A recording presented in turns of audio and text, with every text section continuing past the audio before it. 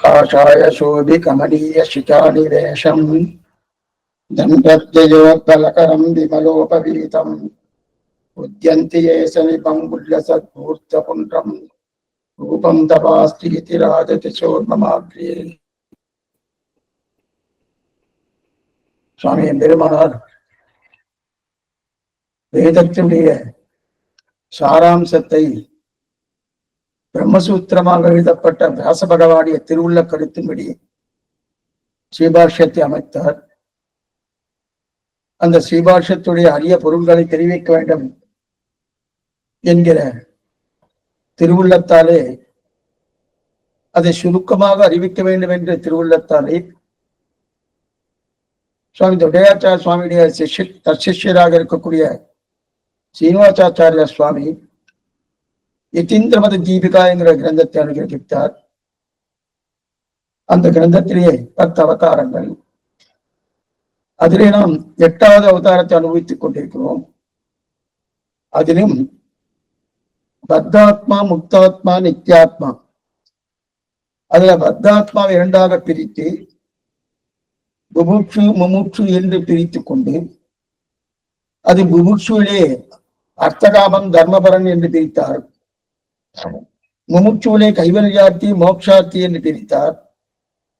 மறுபடியும் தர்மபரன் என்கிற சப்தத்திலே தேவதாந்திர பரன் என்றும் பகவத் பரன் என்றும் பிரித்து மோக்ஷார்த்தத்திலே பக்தன், அதாவது பக்தன், பக்தன்னா சாதன பக்தி இருக்கக்கூடிய பக்தன் பிரபன்னன் என்றா பிரித்து அந்த பிரபன்னனையை ஏகாந்தி என்றும் பரமைகாந்தி என்றும் பிரித்து பரமைகாந்தியை திருப்த பிரபன்னன் என்றும் ஆர்த்த பிரபன் என்று பிரித்தார் என்று கடந்த காலட்சத்திலே பார்த்தோம். காலை காலட்சத்திலே அதற்கு மேற்கொண்டு 3 விதமான ஆத்மாக்களை எடுத்தார் இல்லையா, பத்தாத்மா, முக்தாத்மா, நித்யாத்மாங்கள். அதிலே பத்தாத்மா பத்தி கொஞ்சம் விபுலமாக விசாரித்தார். விசாரித்து அந்த பத்தாத்மாவுடைய தன்மை இது அப்படின்னு தெரிவித்தார். அதற்கு மேல முக்தாத்மா, முக்தாத்மாவை நம்ம பார்த்தோம். முக்தாத்மா யார், எப்படிப்பட்ட முக்தாத்மா என்றால் ஆக்ஞாரூப கர்மா அனுஜ்ஞாரூப கர்மா இரண்டையும் செய்யக்கூடியவன் தான் முக்தாத்மா. ஆக்ஞாரூப கர்மான பகவானுடைய ஆணை, சாஸ்திரம் இதம் குரு என்று சொல்லியிருக்கு, அதன் பிரகாரம் செய்யப்படுபவன் ஆக்ஞாரூப கர்மா. அதே போல அனுஜ்ஞாரூப கர்மா என்பது பகவானுக்கு பிரீத்தி ஏற்படுத்தக்கூடியது. ஆக்ஞாரூப கர்மா பண்ணாமல் போனால் பாபம் விளையும். அனுஜ்ஞாரூப கர்மாவை பண்ணாமல் போனால் பாபம் விளையாது, ஆனால் பகவத் பிரீத்தி ஏற்படாது. பகவானுக்கு பிரீத்தி ஏற்படும் என்றால் அது அனுஜ்ஞாரூப கர்மா. இது கார்த்தால் நம்ம பார்த்தோம்.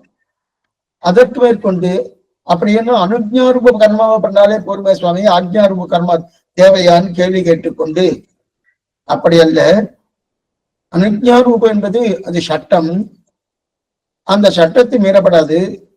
ஸ்ருதி ஸ்மிருதி மமை ஆக்ஞா ஆக்ஞாச்சேதி மம துரோகின்னு கண்ணனே சொல்லியிருக்கிறபடியாலே அதை மீறபடி அதை பண்ணியா என்று ஒரு பெரியவர் சொன்னார்.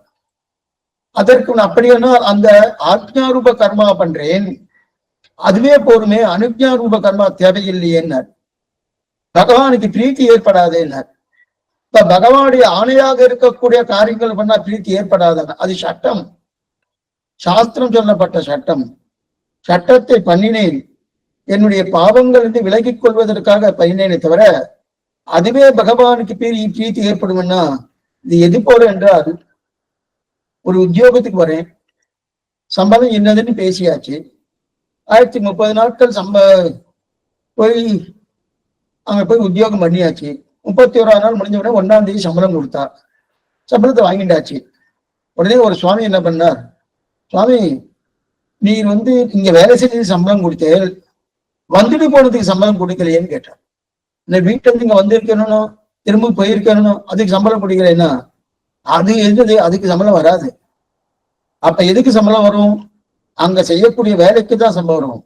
அதே போல ஆக்ஞாரூப கர்மா அப்படின்றது அதுக்கெல்லாம் இது கிடையாது, பாபத்தை தொலைக்கிறதுக்காக. என்னுடைய கடமையாக அது பண்ண வேண்டும். அதனால அப்ப பகவானுக்கு பிரீத்தி ஏற்படுவது அனக்ஞாரூப கர்மா ரெண்டுமே செய்தாத்தான் உண்டு தெரிவித்தார். அதற்கு மேற்கொண்டு அந்த ரெண்டையும் செய்தது மட்டுமல்ல, பகவத் அபச்சார, பாகவத அபச்சார, அசத்திய அபச்சார, நானாவிதமான அபச்சாரங்கள் எத்தையும் பண்ணாமல் அதை தவிர்க்கணும். கைங்கரியங்கள் விடாம செய்யணும். விடாம செய்யும்போது இந்த தேகம் விழும் தருவாயில் கிளம்ப சித்தமா இருக்கும்போது புண்ணிய பாபங்கள்லாம் பாக்கி இருக்கணும். அந்த புண்ணிய பாவங்கள் பாக்கி இருக்கக்கூடிய புண்ணிய பாவங்கள், அதாவது இவனுக்கு முன்னாடியே அழுத்தி கொண்டு போக என்ற திருவுள்ளத்தை பகவான் பற்றியிருந்தால், அப்ப அந்த புண்ணிய பாவத்தை யாரெல்லாம் அனுகூலர்களாக இருக்கிறோ அவர்களுக்கு அந்த சுவாமியுடைய புண்ணியத்தையும், யாரெல்லாம் அந்த சுவாமிக்கு பிரதிகூலர்களாக இருக்கிறார்களோ அந்த சுவாமியுடைய பாபத்தையும் கொடுக்கிறான்றது சாஸ்திர சித்தம். அது வரையும் பார்த்தோம். அதற்கு மேற்கொண்டு இந்த ஆத்மா கிளம்பணுமோனோ, கிளம்பணும்னா எப்படி சுவாமி இந்த சரீரம் பிரியணும்னா என்ன தெரிவிக்கிறார்? முதல்ல பஞ்சபூதங்கள் முதல்ல கடைகிறார். முதுகுத்தண்டை மத்தாக வைத்துக் கொண்டு கடைகிறார். முதுகுத்தண்டை மத்தாக வச்சு சரீரம் பிரியும் போது, அதாவது இந்த ஆத்மாவுடைய சரீரம் பிரியும் போது முதுகுத்தண்டை மத்தாக வைத்து கடைகிறார். கடைஞ்ச உடனே பஞ்சபூதங்கள் இருக்கணும். கண்ணு, காது, மூக்கு, நாக்கு, தொடுவுணர்ச்சி இதெல்லாம் இருக்கணும். இதெல்லாம் கொண்டு போய் மனசுல கொண்டு போய் சேர்ப்பார். இதெல்லாம் சூஷ்ம இந்திரியங்கள். சூஷ்ம இந்திரியங்கள் எப்பவுமே போகாது. நம்ம ஸ்ரீவைகுண்டம் போனா கூட நம்மோட சூஷ்ம இந்திரியங்கள் வராது, ஆனா இங்க விட்டுடுவோம். ஆனா அந்த சூஷ்ம இந்திரியங்கள் எப்ப தொலையும் என்றால் பிரளய காலத்துலதான் அந்த சூஷ்ம இந்திரியங்கள் தொலையும். அல்லது அந்த சூஷ்ம இந்திரியங்களை பகவான் பார்த்து யாருக்குன்னா கொடுக்குறான்னா கொடுக்கலாம். ஆனா அந்த சூஷ்ம இந்திரியங்கள் ஸ்ரீவைகுண்டம் போகும்போது மட்டும்தான் நம்முடைய நிலையிலிருந்து தொலையுமே தவிர, அதை தவிர மற்ற எத்தனை பிறவி எடுத்துட்டாலும் பின்னாடி இந்த சூஷ்ம இந்திரியனுடைய தன்மை வந்து கொண்டே இருக்கும். இப்ப அந்த சூஷ்ம இந்திரியங்களா இருந்ததுன்னா கொண்டு போய் மனசுல சேர்க்கிறார். மனசுல சேர்த்த உடனே அந்த மனசு பிராணன்ல கொண்டு போய் சேர்றது. அந்த பிராணன் ஆத்மா போய் சேர்றது. அதுக்கப்புறம் ஆத்மாவுக்கு வழிகாட்டுகிறார். என்ன பண்ண, ஆத்மா புறப்பட்டு போனோம்னா அதுக்கு வழியே தெரியல. அதாவது நம்முடைய உடம்புக்குள்ள 101 நாடிகள் இருக்கு. இதெல்லாம் அர்ச்சராதியில நம்ம பார்த்திருக்கோம். அர்ச்சராதிங்கிற கிரந்தத்தை அனுபவித்திருக்கோம். அதுல பார்த்திருக்கோம். சுருக்கமா சொல்றேன், 101 நாடிகள் இருக்கு. அந்த 101 நாடியில சுஷும்னா நாடின்னு ஒரு நாடி. சுஷும்னா நாடி, அந்த நாடியை பத்தினாதான் அர்ச்சராதி மார்க்கத்துக்கே பிரயாணம் பண்ண முடியும். அந்த சுஷும்னா நாடியை விட்டுட்டு 101வது நாடி, அதை தவிர 100 நாடிக்குள்ள எந்த நாடியை பிடித்தாலும் அர்ச்சராதி மார்க்கத்துக்கு போக முடியாது. அதனால நாம எப்படி சாமி பிடிக்கிறது? உள்ளுக்குள்ள இருட்டா இருக்குமே, வெளிச்சம் இருக்குமா? இருட்டா இருக்குமே, எப்படி பண்றதுன்னா அதுக்காக தான் பகவான் ஆர்த்த ரூபத்துல எழுந்திருந்து வெளிச்சம் போட்டு காட்டுகிறான் நமக்கு. ஆர்த்த ரூபம், அந்த ஆர்த்த ரூபத்திலே பகவான் எழுந்தருளி இருந்து நமக்கு வெளிச்சம் போட்டு, ஓ இது இருக்கு, சுஷும்னா நாடி இது இருக்கு, அந்த சுஷும்னா நாடியை பிடித்துக்கொள்னு சொல்லிட்டு பகவான் அங்கேயே உள்ளுக்குள்ளே இருந்து பகவான் ஓய்வெடுக்குமா போல அங்கே இருக்கிறான். ஆக அந்த முக்தி போவதற்கு, பரமபதம் போவதற்கு வாசல்படியாக இருப்பது சுஷும்னா நாடி. பரமபதம் போகணுமானோ அந்த சுஷும்னா நாடியை பிரவேசித்து இந்த தலை இருக்கணும். இந்த தலைக்கு மேல இங்க ஒரு ஓட்டை இருக்கும். சிறு வயசுல குழந்தையில பார்த்தோம்னா இங்க அப்படி தடவினா அப்படி உள்ள அணுகும். அதுக்குதான் பிரம்மரந்திரம்னு பேரு. அதுக்கு தாய்மார்கள் என்ன பண்ணுவா, சத்தம் தட்டி தட்டி தட்டி தட்டி கெட்டி பண்ணுவா. அந்த பிரம்மரந்திரம் தான் அதுக்கு பேரு. அந்த ஓட்ட வழியதான் இந்த சுஷும்னா நாடியிலிருந்து இந்த என்ன பண்ணா அது இங்க பிறந்தது, இந்த ஓட்டை பிறந்ததுலேருந்தே இருக்கும். பிறந்ததுல இருந்து அந்த ஓட்டம் இருக்கும். அதன் வழியாதான் வெளியே போகும். ஏன்னா இந்த மண்டவோடு இருக்கணும். இந்த மண்டவோட்டு நடுவே இருக்கதான் பிரம்மரந்திரம். இந்த மண்டவோட்டு நடுவுல பிரம்மரந்திரம். அந்த பிரம்மரந்திரம் என்கிற சிறு துவாரம் நம்ம கண்ணுக்கு தெரியுமானா தெரியாது. அந்த சிறு துவாரம், அந்த சிறு துவாரத்தின் வழியாதான் அது வெளியே வரும். அப்ப பெருமாள் வழி நடத்த இந்த சுஷும்னா நாடியை பற்றி அர்ச்சராதி மார்க்கத்திலே இவன் பிரயாணம் பண்றான். இந்த ஜீவாத்மா பிரயாணம் பண்றான். பிரயாணம் பண்ணணும்னா இவருக்கு வாகனம் வேணுமே சுவாமி. எப்படி பிரயாணம் பண்ணுவார்? இன்னொரு வேறு ஒரு பெரிய விசாரம் உண்டு. ஆத்மா இப்ப சரீரத்தை இங்க விட்டுடுச்சு. இப்ப சரீரம் இல்லாம ஆத்மா பிரயாணம் பண்ணணும்னா பிரயாணம் பண்ணாது. அப்ப ஆத்மாவுக்கு சரீரம் வேணும். சரீரம் இருந்தா புண்ணிய பாபங்கள் இருக்குன்னு அர்த்தம்.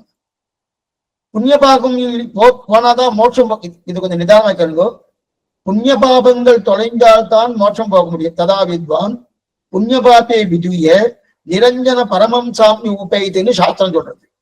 அப்படி இருக்க புண்ணிய பாபங்கள் தொலைஞ்ச நில் பேலன்ஸ் இருக்கணும். நில் பேலன்ஸ் இருந்தா தான் நம்ம அர்ச்சராஜ மார்க்கத்துக்கு போக முடியும். அப்ப நில் பேலன்ஸ் வந்துருச்சுன்னா சரீரம் இருக்காது. இந்த சரீரம் இங்க விட்டு போயிடும். சரீரம் விட்டு போயிடுறது நல்லதுதான். ஆனா நான் கிளம்பி போகணும்னா ஆத்மா தனியா போகாது. ஆத்மாவுக்கு சரீரம் வேணும். சரீரம் வேணும்னா அப்ப கர்மா இருக்கணும், புண்ணிய பாபங்கள் இருக்கணும். என்ன சுவாமி பண்ணலாம்? புண்ணிய பாபங்கள் வைத்துக் கொண்டு அர்ச்சராஜ மார்க்கத்துக்கு போக முடியுமா? போக முடியாது. அப்ப புண்ணிய பாபங்கள் வைத்துக் கொண்டு போக முடியாதுன்னா அப்ப இந்த ஆத்மாவே கிளம்பி போகும்னா கிளம்பி போகாது. அதுக்கு சரீரம் வேணும். அதுக்குதான் சூஷ்ம சரீரத்தை கொடுக்கிறார். சரி சுவாமி, சூஷ்ம சரீரத்தை கொடுத்தாலும் அப்போ புண்ணிய பாபம் இருக்கான்னா, புண்ணிய பாபம் இருந்தாதானே சூஷ்ம சரீரம் கொடுக்க முடியும். புண்ணிய பாபம் இருக்கான்னா இருக்கு. என்ன சுவாமி கொஞ்ச நேரத்துக்கு நீங்க தானே சொன்னீங்க புண்ணிய பாபம் தொலைஞ்சாதான் அர்ச்சராஜ மார்க்கத்திலேயே போக முடியும்னு. அப்ப புண்ணிய பாபம் தொலைஞ்சாதான் அர்ச்சராஜ மார்க்கத்திலே போக முடியும்னா இப்ப சூஷ்ம சரீரம் கொடுக்கறான்னா புண்ணிய பாபம் இருக்குன்னு சொல்றேனே, அப்ப என்னவா அர்ச்சராஜ மார்க்கத்துல போகலாம்னா அந்த புண்ணிய பாபம் வந்து சூஷ்மமா இருக்கு. அது நல்ல ஸ்தூலமா இல்லை, சூஷ்மமா இருக்கு. இதுக்கு ஒரே ஒரு எக்ஸாம்பிள் சொல்றேன். ஒரு பெருங்காய டப்பா, அது கூட நிச்சயமே இந்த தாய்மார்கள் என்ன பண்ண பெருங்காயத்தை குழம்பு சாதத்துக்கெல்லாம் போட்டுட்டே இருந்தா பெருங்காயம் ஆயிடுத்து, டப்பால் ஆயிடுத்து. டப்பால் ஆயிடுத்துனா விட அதுக்குள்ள அந்த வாசனை இருக்குமா இருக்காதா? இருக்கும். ஆனா பெருங்காயம் இருக்கா? பெருங்காயம் இல்லை. ஆனா அந்த வாசனை இருக்கணும், அந்த வாசனை இருக்கணும். அதே போல புண்ணியம் பாபம் என்ற கர்மா போயிடுத்து, அதனுடைய வாசனை இருக்கு. அந்த வாசனைக்காக சூஷ்ம சரீரத்தை கொடுக்குறான் பகவான். அந்த வாசனை இருக்கு. அப்ப அந்த வாசனை இருந்தா மோட்சத்துக்கு போக முடியாது, போக முடியாது. அப்ப அர்ச்சராஜ மார்க்கத்துல போறது. அதனால்தான் அந்த வாசனையும் நம்ம தொலைக்கிறோம். எங்க விரஜானஜனி தீர்த்தமா இருந்துச்சு, அந்த வாசனையும் சேர்ந்து போகுது. அதுக்கப்புறம் தான் அப்ராகிருதமான திருமேனியே கிடைக்கிறது. ஏன் இங்கேயே எங்க திருமேனி கொடுக்கலாமோ? பகவான் இங்கே என்ன பண்ணிருக்கலாம்? அந்த திருமேனி கொடுத்துருக்கலாமா? திருமேனி கொடுத்து திருமேனியோட இந்த திருமேனி இங்க விழுந்துடுறது. இந்த திருமேனியில சரீரம், இந்த சரீரம் இங்க விழுந்துடுறது. இங்க விழுந்ததுக்கு அப்புறம் மேற்கொண்டு இன்னொரு சரீரம் அப்ராகிருதமான சரீரத்தை கொடுத்து இங்க இருந்து ஐஷன் போலாமான்னா சூஷ்மமான ஒரு கர்மா இருக்கு. காலி பெருங்காய டப்பா போல அந்த கர்மா இருக்கிறபடியாலே அப்ப அப்ராகிருதமான திருமேனி கொடுக்க முடியாது. அந்த சூஷ்ம கர்மாவே தொலைக்கணும். அந்த சூஷ்ம கர்மா இருக்கிறபடியால் தான் சூஷ்ம சரீரம் கிடைக்கிறது. அந்த சூஷ்ம சரீரமும் 12 லோகத்தை தாண்டி போனதுக்கு அப்புறம் விரஜையில தீர்த்தமாடும் போது அந்த சூஷ்ம சரீரம் தொடக்கப்படுகிறது. இதுதான். இப்ப இவன் கிளம்பி போகணுமோனு, கிளம்பி போகணும்னா இவருக்கு வாகனம் வேணும். என்னமா போவார்? இவருக்கு வாகனம் வேணும். வாகனம் எது சுவாமி? வாகனம் என்ன சைக்கிளா, இல்ல மோட்டார் சைக்கிளா, இல்ல ஆட்டோவா, காரா? அதெல்லாம் கிடையாது. இவருக்கு வாகனம் என்னன்னா சூரிய கிரணங்கள் தான் வாகனம்.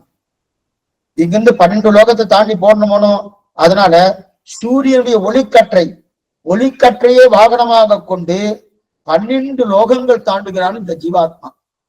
ஒரு லோகம் என்ற 12 லோகங்கள். அதுல முதல் லோகம் தான் அர்ச்சிஸ். முதல் லோகம் ஒளி உலகம் பேரு. ஒரே பிரகாசமா இருக்கும். ஒளி உலகம் பேரு. அந்த ஒளி உலகத்துக்கு அபிமானினி தெய்வத்தை, ஒவ்வொரு லோகத்துக்கும் அபிமானினி தேவதை இருப்பா. ஒளி உலகம்னு பேரு. அது ஜோதிஷ் சுரூபமா இருக்கும் ஒளி உலகம். அந்த ஒளி உலகத்துக்கு பேர் அர்ச்சிஸ். அதனால அர்ச்சிஸ் என்றதுனால அர்ச்சராதி மார்க்கம்னு பேர். இப்ப முதல் லோகம் அர்ச்சிஸ் உலகம், அர்ச்சிஸ் லோகம் சொல்லப்படுகிறது. அதுக்கு அடுத்தது 2வது பகல் உலகம், பகல் லோகம். 3வது சுக்லபக்ஷம் என்கிற லோகம். இதெல்லாம் என்ன சுவாமி? இதெல்லாம் நாரதன்னு சொல்லிட்டு இருக்கா. அதுக்கு அபிமானி தேவதையெல்லாம் இருக்கா இல்லையா? பகலுக்கு ஒரு அபிமானி தேவதை இருப்பா. அந்த தேவதை வாழக்கூடிய இடம் பகல் லோகம். சுக்லபக்ஷத்துக்கு அபிமானி தேவதை இருப்பா. அந்த தேவதை வாழக்கூடிய இடம் சுக்லபக்ஷம். அதே போல முதல் வந்து ஒளி உலகம், அதான் அர்ச்சிஸ் முதல் லோகம். 2வது லோகம் பகல் லோகம். மூன்றாவது லோகம் சுக்லபக்ஷம் என்று சொல்லக்கூடிய சுக்லபக்ஷ லோகம். அடுத்து நான்காவது உத்தராயணம். உத்தராயணம் தை மாசம் தொடங்கி வரக்கூடியது. அந்த சுவாமி அதுக்குன்னு ஒரு அபிமானி தேவதை இருக்கணும். அபிமானினி தேவதை இருக்கணும். அந்த தேவதை வாழக்கூடிய இடம் தான் உத்தராயணம்னு பேரு. அந்த உத்தராயணம் நான்காவது. ஐந்தாவது சம்பத்சரம். ஐந்தாவது சம்பத்சரம். சம்பத்சரம் வருஷம். வருஷத்துக்கு அபிமானி தேவதை இருக்கணும் அங்க. ஆறாவது வாயு லோகம். ஆக முதல் லோகம் அச்சிசங்கசுடைய முதல் லோகம், அதை தாண்டுகிறான். அடுத்து இரண்டாவது லோகம் பகல் உலகம், அதை தாண்டுகிறான். மூன்றாவது லோகம் சுக்லபக்ஷம், அதை தாண்டுகிறான். நான்காவது லோகம் உத்தராயணம், அதை தாண்டுகிறான். ஐந்தாவது லோகம் சம்பத்சரம், அதை தாண்டுகிறான். ஆறாவது லோகம் வாயு லோகம், அதை தாண்டுகிறான். ஏழாவது லோகம் சூரிய லோகம், அந்த சூரிய லோகத்தை தாண்டுகிறான். எட்டாவது லோகம் சந்திரலோகம். சூரியன் தாண்டினதுக்கு அப்புறம் தான் சந்திரனே. இது நம்முடைய புராணக்காரர்களோட இல்லை. ஆனா அறிவியல்காரர்கள் சந்திரனை தாண்டினாதான் சூரியன் சொல்றான். இது திருமங்கையாழ்வாரு திருநெடுந்தான தெரிவிக்கிறார். திருநெடுந்தானத்துல ஆசிர்வாத இந்திரர்க்கும் பிரமர்க்கும் முதல்வன் தன்னை எண்ணிலம் கால் தீர் என் பூதமைந்தால் செந்திரத்த தமிழோசை வடிசல்லாக திசை நான்கமாக திங்கள் ஞாயிறாகி அந்தரத்தில் தேவர்க்கம் அறியலாக அந்தனனை அந்தனர்மாட் அந்தி வைத்த மந்திரத்தை, இது ஒரு பாசனம். அதுக்கப்புறம் இன்னொரு பாசனத்துல என்னது, அந்த சூரியன் இந்த சூரியனை தாண்டிதான் எதுக்க போறாரு, சந்திரமண்டலத்துக்கே போறாருன்னு சொல்லி இங்கே அதே மாதிரி தான் தெரிவிக்கிறார். அதனால முதல்ல சூரியலோகம், ஏழாவது லோகம் சூரியலோகம், எட்டாவது லோகம் சந்திரலோகம், ஒன்பதாவது லோகம் மின்னல் லோகம், வித்யுத் மின்னல் லோகம், மின்னல் லோகம் ஒன்பதாவது லோகம். பத்தாவது லோகம் வருணலோகம், வருணலோகத்தையும் தாண்டுகிறான். 11வது லோகம் தான் இந்திரலோகம். அந்த இந்திரலோகத்தையும் தாண்டி போனதுக்கு அப்புறம் கடைசியாக வரக்கூடிய 12வது லோகம் சத்தியலோகம் என்று சொல்லக்கூடிய பிரம்மாவின் லோகம், அந்த சத்தியலோகம். ஆக 12 லோகத்தை கடக்கிறான் இந்த ஜீவாத்மா. அர்ச்சிஸ், அர்ச்சிசு, அகசு, சுக்லபக்ஷம், உத்தராயணம், சம்பத்சரம், வாயுலோகம், சூரியலோகம், சந்திரலோகம், வித்யுல்லோகம், வருணலோகம், இந்திரலோகம், சத்தியலோகம் என்று சொல்லக்கூடிய 12 லோகம், 12 லோகம் தாடுகிறார். இதைத்தான் ஆழ்வார் திரு சூழ் வீசம் பனிமுகல் தூரியம் முழக்கின ஆழ்கடல் அலதிரை கையெடுத்தாடின ஏழுபழிலம் வளமையங்கே என் அப்பன் வாழ்வுகள் நாரணன் தமரை கண்டு கந்தேன்னு தெரிவிக்கிறார். அந்த பாசனம் அதிகம் முழுவதுமே எந்தெந்த லோகத்துக்கு போறாருன்னு காமிக்கிறார். இருக்கட்டும். அப்ப ஒவ்வொரு லோகத்திலும் ஒவ்வொரு தேவதை இருக்கா, அந்தந்த அபிமானினி தேவதை இருக்கான்னு சொன்னேன் இல்லையா. அந்த தேவதையில என்ன பண்ணா, அவெல்லாம் கையில பூர்ண கம்பத்தோடு காத்துட்டு இருப்பாளாம். நாமெல்லாம் ஜிஎஸ் சுவாமிகள் இருந்தா கோயில்ல பூர்ண கம்பத்தோடு ஒரு பஞ்சாயத்து சொல்லி அர்ச்சக சுவாமி ஐஷன் போராடணும். அதே போல இங்கிருந்து ஒரு ஜீவாத்மா போராடணும், எங்க ஸ்ரீவைகுண்ட போராடணும். ஒவ்வொரு ஊர்ல இருக்கக்கூடிய அந்தந்த அபிமானி தேவதை பூர்ம கும்பத்தோடு அந்த பூர்ம கும்பத்தை கொடுத்து அவளும் கூப்பிடுவாளாம். எங்க கிரகத்துக்கு வரணும், வந்தவர் எதிர்கொள்ள மாமணி மண்டபத்து அந்தமில் பேரின்பத்து அடியரோடு இருந்தவை ஆடா தெரிவித்தார் இல்லையா. அப்படிப்பட்ட ஸ்ரீவைகுண்டம் போற பிறகு அடியனுடைய குடிசைக்கு திருவடி சாத்திரன்னு ஒவ்வொருத்தரும் கூடுவாராம். வழியில இருக்கிறவா எல்லாமே கும்பத்தை கொடுத்து வந்தவாளுக்கு திருவடி விளக்குவாளாம். திருவடி விளக்கி இதெல்லாம் பண்ணுவா. இதெல்லாம் பண்ணி அடுத்தது சூரியனுடைய தேர், அந்த தேர்ல இருக்கும் ஓட்டை இருக்கு இல்லையா, அதன் வழியா சூரிய லோகத்தை அடைந்து சூரிய லோகத்தையும் தாண்டார். சரி, சூரிய லோகத்துக்கு போல எரிஞ்சு போயதானா இந்த ஆத்மாவை கொளுத்தவோ விரட்டவோ நினைக்கவோ காய வைக்கவோ எதுவுமே பண்ண முடியாது. நயனன் சிந்தரஞ்சி சத்ராணி நயனன் சந்தி பாப்பான்னு கண்ணனை கீதையில சொல்றான். அதனால சூரிய லோகத்துல எந்த லோகத்துக்கு போனாலும் ஆத்மா ஒண்ணாகாது. ஆத்மாவுக்கு அழிவே கிடையாது, நித்தியம் அது. அதனால அங்க சூரிய லோகத்தை தாண்டி அதன் பிறகு மேலே இருக்கக்கூடிய 12 லோகம் வரை போறோம் அந்த ஜீவாத்மா. இதெல்லாம் யாரு? முக்தாத்மா போறத நம்ம பார்த்துட்டு இருக்கோம். கார்த்தால பக்தாத்மா பார்த்தோம். முக்தாத்மா போயிட்டு இருக்கச்சே கூடவே ஆதிவாகிகள்னு ஒருத்தர் ஐஷன் போறா, கையை குடிச்சு ஐஷன் போறா. நமக்கு தெரியுமா, புது இடம் ஒண்ணுமே ஒரு யாத்திரை போறோம்னாலே, யாத்திரை இங்க வெளியூர்ல இருந்து யாராவது வந்துட்டா வச்சுக்கோம், அவளுக்கெல்லாம் நமக்கே இந்த கேரளா திவ்யதேசம் போறதுலாம் ஒண்ணுமே தெரியாது. அந்த 13 திவ்யதேசங்கள் ஏதாவது தெரியுமா? ஒண்ணுமே தெரியாது. அங்க ஒரு யாராவது அங்க இருக்க சுவாமி யாராவது இருந்தாதான் அவரை அழைச்சிட்டு போற போனோம். அதே போல ஒண்ணுமில்லை, இந்த லோகத்துக்கு நமக்கு ஒண்ணும் தெரியாது இருக்கச்சே, இது வரைக்கும் பார்த்ததே கிடையாது, கேள்விப்பட்டதே கிடையாது. அந்த லோகத்துக்கு போறோம்னா ஆதிவாகிகர்கள் ஒன்ற பகவான் நம்ம அனுப்புறார். அவர் அனுப்பி அதை சில பேர் அவர் நியமிக்கிறார். அவதான் நம்ம ஐஷன் போறார். அதிவாகிகர்கள் பேர். அதிவாகிகர்கள், அதின்னா தாண்டதுன்னு அர்த்தம். அதிவாகிகர்கள், அதின்னா தாண்டது, வாகிகள்னா அழைத்து கொண்டு போவது, தாண்டி அழைத்து கொண்டு போகிறபடியாலே அவருக்கு அதிவாகிகர்கள் பேர். அவரைதான் அனுப்புறார். ஆனா பெருமாள் ஐக்கியம் விடுவர் ஆழ்வார்க்கலாம். ஆழ்வார் உயர்ந்த ஆத்மா, அவருக்கெல்லாம் பெருமாள் ஐக்கியம் மாதிரி இருக்கட்டும். அப்படி அவதான் ஆகா அவெல்லாம் என்ன பண்றா, அவ அந்தந்த லோகத்துக்கு எல்லாம் தாண்டி அழிச்சு போயிட்டு அங்கிருந்து இந்த பிரகிருதி மண்டலத்தை தாண்டி ஸ்ரீவைகுண்டத்தை பிரிக்கணுமோனோ. இந்த பிரகிருதியையும் ஸ்ரீவைகுண்டம் பிரிக்கிறது விரஜை நதி. விரஜா நதி தான் மத்தியமா இருக்கு. விரஜைக்கு அந்த பக்கம் ஸ்ரீவைகுண்டம், விரஜைக்கு இந்த பக்கம் பிரகிருதி மண்டலம், 17-14 லோகங்கள். அப்ப இதுதான் பிரகிருதின்னு பேரு. இந்த பிரகிருதியையும் அதே போல ஸ்ரீவைகுண்டத்தை பிரிக்கக்கூடிய விரஜை இருக்கு இல்லையா, இந்த விரஜையில தான் அங்கதான் என்ன பண்றாரு, அங்கதான் சரி கீழேயே நமக்கு 2 சரீரம், அதாவது இந்த சரீரம் இங்கேயே நமக்கு எரிக்கப்படுகிறது, கீழே விட்டுறோம். இதுக்கு பிராகிருதமான சரீரம், இந்த பிராகிருதமான சரீரம் இங்கே விட்டுறோம். அதுக்கு மேல சூஷ்ம சரீரம் கிடைச்சதுன்னு பார்த்து போனோம். அந்த சூஷ்ம சரீரத்தை எடுத்துட்டு விரஜையில தீர்த்தம் ஆடும் போது சூஷ்ம சரீரமும் தொலையுது. விரஜையில தீர்த்தம் ஆடும் போது சீர்ஷத்தரியும் இந்த அதுக்கு நம்ம பூர்வாச்சாரியெல்லாம் ஒரு எக்ஸாம்பிள் சொல்லுவார். அரிசியை 2 தடவை களையிறமுனும், அரிசியை 2 தடவை களையிறமுனும், முதல் தடவை களையச்சே நிறைய அழுக்கெல்லாம் வரும். சுவாமி இதெல்லாம் நீங்க எந்த காலத்துல சொல்லிட்டு இருக்கீர்கள்? அரிசி களையறதுலாம் இப்ப கிடையாதுங்க. அப்படியே அதை போட வேண்டியது, அது சுவிட்ச் ஆன் பண்ண வேண்டியது, அது கூப்பிடும், ஆயிரத்து தனியை பண்ணி ஆயிரத்து வந்து சாப்பிடலாம் சொல்லும். அந்த மாதிரி சுவாமி நான் அந்த காலத்துல வச்சுக்கோ. அரிசி களையறாலும் முதல் தடவை களையச்சா நிறைய அழுக்கெல்லாம் போயிடும், 2வது தடவை கழிச்சா சிறு அழுக்கெல்லாம் போகும். அதே போல முதல் தடவை இந்த சரீரத்தை இங்கேயே குளிப்பாட்டிடுறா, இங்கேயே குளிப்பாட்டணும், இங்கேயே குளிப்பாட்டுறா. அதுவும் இந்த குளிப்பாட்டுறதுக்கு முன்னாடி என்னென்ன பண்றான்னா, யாரெல்லாம் பந்துக்கள் இருக்காளோ சுவாமிகளை தீர்த்தத்தை கொண்டு வாங்குவா. சுவாமிகளை தீர்த்தத்தை தீட்டு இல்லாதவா, அதாவது பங்காளிகள்னா தீட்டுன்னு அர்த்தம். இந்த சரீரம் எடுத்தணும். அப்ப அந்த தீட்டு இல்லாதவா குடத்தை தீர்த்தம் வாங்க சொல்லுவா இல்லையா. அப்ப இங்க ஒரு தடவை கழுவிடுறோம், இந்த சரீரம் இங்க போயிடுறது. 2வது அரிசி கழுவுறா இல்லையா, அப்ப கொஞ்சம் சிறு அழுக்குதுன்னு போடுது. 2வது அரிசி கழுவா, அப்பதான் மேல சூஷ்ம சரீரம் விரஜை நதியில தீர்த்தம் ஆடும் போது அதுவும் போகுது. விரஜை நதியில தீர்த்தமாகும், விரஜா நதியில தீர்த்தம் ஆடும் போது சூஷ்ம சரீரம் போடுது. அப்ப விரஜையில தீர்த்தம் ஆடணும்னு அமானவன் வித்யுல் லோகத்துலதான் அமானவன் இருக்கான். இதெல்லாம் நம்ம அர்ச்சராஜில நம்ம பார்த்திருக்கோம் கிரந்தத்துல. அமானவன் வித்யுல் லோகம்னு ஒரு லோகம், மின்னல் உலகம். அந்த லோகத்திலிருந்து அமானவன் நம்மளை கைப்பிடிச்சு ஐஷன் வர்றார்.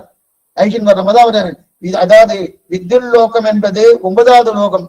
9வது லோகத்திலிருந்து 12வது லோகம் தாண்டி மேற்கொண்டு விரஜையில தீர்த்தமாட வரைக்கும் அவர் இருப்பார். அவர் பொறுப்பு. நம்ம அங்க கொண்டு போய் விட்டுட்டு அங்க நம்ம தீர்த்தமான உடனே அமானவனுடைய கரஸ்பர்த்தம் அவர் நம்ம கையை பிடிப்பார். கையை பிடிக்கும் போது நமக்கு அப்ராகிருதமான திருமேனி கிடைக்கிறது. இதைத்தான் நேற்றுக்கு நம்ம பார்த்தோம்.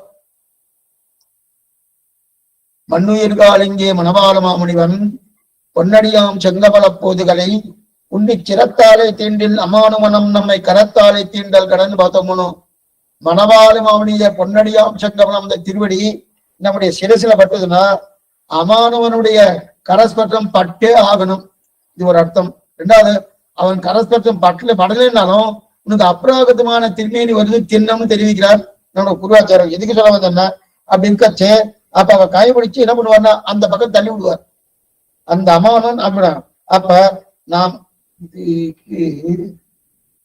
எங்க சுவாமி ரொம்ப அழகா சொல்றார், வடக்கு பக்கம் எல்லாம் போற போனோம். வடக்கு பக்கம் இந்த பத்ரி, அதுக்கப்புறம் இந்த பக்கம் நேபாள் எல்லாம் போற போனோம். இந்த போறச்சே பத்ரி போறச்சே அலக்கனந்தா, பாகீரதி, நதியெல்லாம் இருக்கணும். அங்கெல்லாம் ஸ்நானம் பண்ணணும்னா, கங்கையில ஸ்நானம் பண்ணணும்னா எப்படி பண்றது? ஸ்நானம் பண்ணணும்னா இங்க தெற்கு பக்கம் போறவாக்கெல்லாம் புதுசு, அவளுக்கெல்லாம் ஒண்ணுமே தெரியாது. அங்க ஸ்நானம் பண்ணனாலே பயம், எங்க எந்த பள்ளம் இருக்கும் தெரியாது, எங்க அது மாதிரி வழிக்கு விடும் தெரியாது. அதெல்லாம் என்ன பண்ணுவான்னா, அங்க போச்சே நம்ம ஏதோ ஒரு கம்பியை பிடிச்சி நின்று இருக்கணும். அந்த தீர்த்தம் வேகம் இருக்கு, அத்தனை வேகத்துல வரும். அந்த வேகத்துல வச்சு அதுக்குன்னு அந்த காலத்துல என்ன பண்ணுவாங்கன்னா, இன்னைக்கு அதெல்லாம் ரொம்ப குறைஞ்சு போயிடுது. ராணுவர்கள் இருக்கா இல்லையா, அந்த ராணுவத்திலிருந்து அங்கிருந்து நிக்க வச்சிருப்பா. இங்கிருந்து யாத்திரை போறவாள்லாம் அவளுக்கு எப்படி தீர்த்தம் ஆனன்னு தெரியாது, எங்க பள்ளம் இருக்குன்னு தெரியாது. அடிக்கணும் எடுத்தனாலதான் அதோ கதிதான்.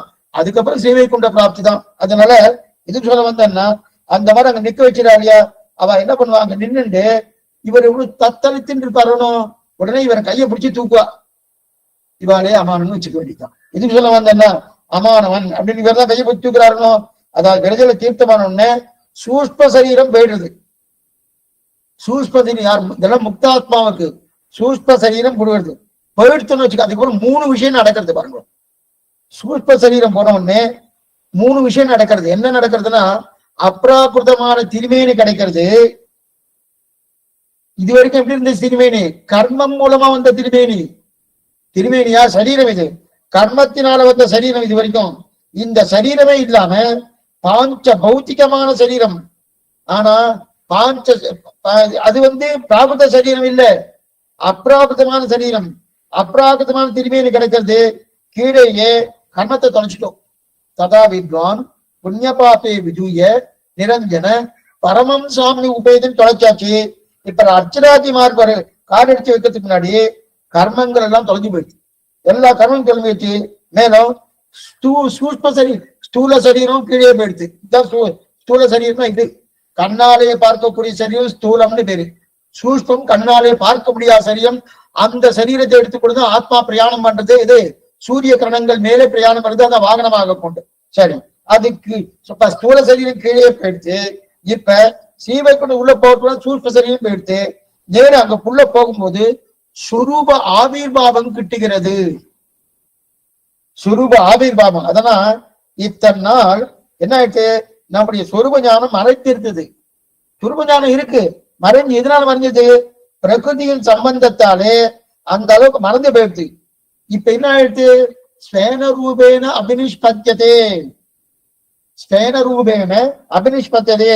மறைந்து இருக்கக்கூடிய சொரூபம் இப்ப வெளிப்படுகிறது. மறைந்து இருக்கக்கூடிய சொரூபம் இப்ப வெளிப்படுகிறது. ஏன்னா இப்போ சொரூபம் இருக்கு, மறைஞ்சுட்டு இருக்கு. கர்மா, சரீரம், வாசனா, ருஷி, என்னென்ன ஒண்ணு அத்தனையெல்லாம் உபாதி. ஆனா இதெல்லாம் மறைஞ்சுட்டு இருக்கு. இப்ப அந்த மறைவு போயிடுத்தணும். எப்ப விரஜையில தீர்த்தம் ஆடணுமோ அந்த மறைவு எல்லாமே போயிடுத்து. அப்ராகிருதமான திருமேனி கிடைச்சிட்டு கிடைச்ச உடனே சொரூப ஆவிர்வாவத்தை பெறுகிறான் இந்த ஜீவாத்மா. ஸ்வேன, இதான் சாஸ்திரம் சொல்றது. ஸ்வேன ரூபேன அபினிஷ்பத்தியதே. மறைந்து இருக்கக்கூடிய சுரம் வெளியே வருது. எது போலன்னா, ஒரு மாணிக்க கல் இருக்கு. மாணிக்க கல் சேத்துல விழுந்துட்டு, சேரு சகதி சகதியில விழுந்துட்டுன்னா உடனே அதோட ஒளி போயிடுமா? ஆனா அந்த ஒளி பிரகாசிக்கிறதுக்கு வாய்ப்பு கிடையாது. சேரால மூடப்பட்டிருக்கு இல்லையா? நம்ம என்ன பண்ணோம், அந்த சேத்தை வெளியினா ஒளி தன்னடையே பிரசரிக்கிறது இல்லையா? அதே போல ஜீவாத்மாவுக்கு இப்போ ஒளி மங்கி இருக்கு. என்ன ஆயிடுச்சு? மூடி இருக்கு. என்ன, எதனால முடிச்சு? கர்மம். கர்மம் என்கிற சேரு, அதனால அங்க முடிஞ்சிருக்கு. இப்ப கர்மம் தொலைஞ்சிருத்து. அங்க போனோன்னு தொலைஞ்ச உடனே சம்சாரமும் தொலைஞ்சிருத்து, கர்மமும் தொலைஞ்சிருத்து. இப்ப என்ன ஆகும்? நானே ஒளி விட ஆரம்பிச்சு ஒளி நல்லா வருது. இது முதல் நிலை. ஆக 3 நிலைகள் ஏற்படுறது, 3 விஷயம் நடக்கிறது. முதல்ல ஸ்வேனரூபேன அபினிஷ்பத்தியத்தைன்னு சொல்லி என்ன, ஆச்சரியமான அந்த ஜீவாத்மாவுடைய இயற்கையான தன்மை வெளிவிடுறது முதல் நிலை. 2வது அப்ராகிருதமான திருமேனி கெட்டுறது. அப்ராகிருதமான திருமேனி கெட்டுறது. 3வது 500 அப்சரஸ்ரீகள். 500 அப்சரஸ்ரீகள் தம் பிரம்ம அலங்காரேன அலங்குர்வந்தி. தம் பிரம்ம அலங்காரேன அலங்குர்வந்தி. 500 அப்சரஸ்ரீகள் நமக்கு அலங்காரம் பண்ணுவாளாம். என்னென்ன அலங்காரம் பண்ணுவா? சதம் மாலா அஸ்தாகா, சதம் சூர்ண அஸ்தாகா, சதம் சந்தனம் அஸ்தாகா அப்படின்னு சொல்லி ஒவ்வொரு 100 பேர் புஷ்ப அலங்காரம் ஒரு 100 பெண்கள் பண்ணுவா. 100 பெண்கள் சந்தன அலங்காரம் பண்ணுவா, 100 பெண்கள் வாசன திரவியங்கள்லாம் போடுவா, 100 பெண்கள் சூர்ண அலங்காரம் பண்ணுவா, 100 பெண்கள் மைத்தி எட்டுவா.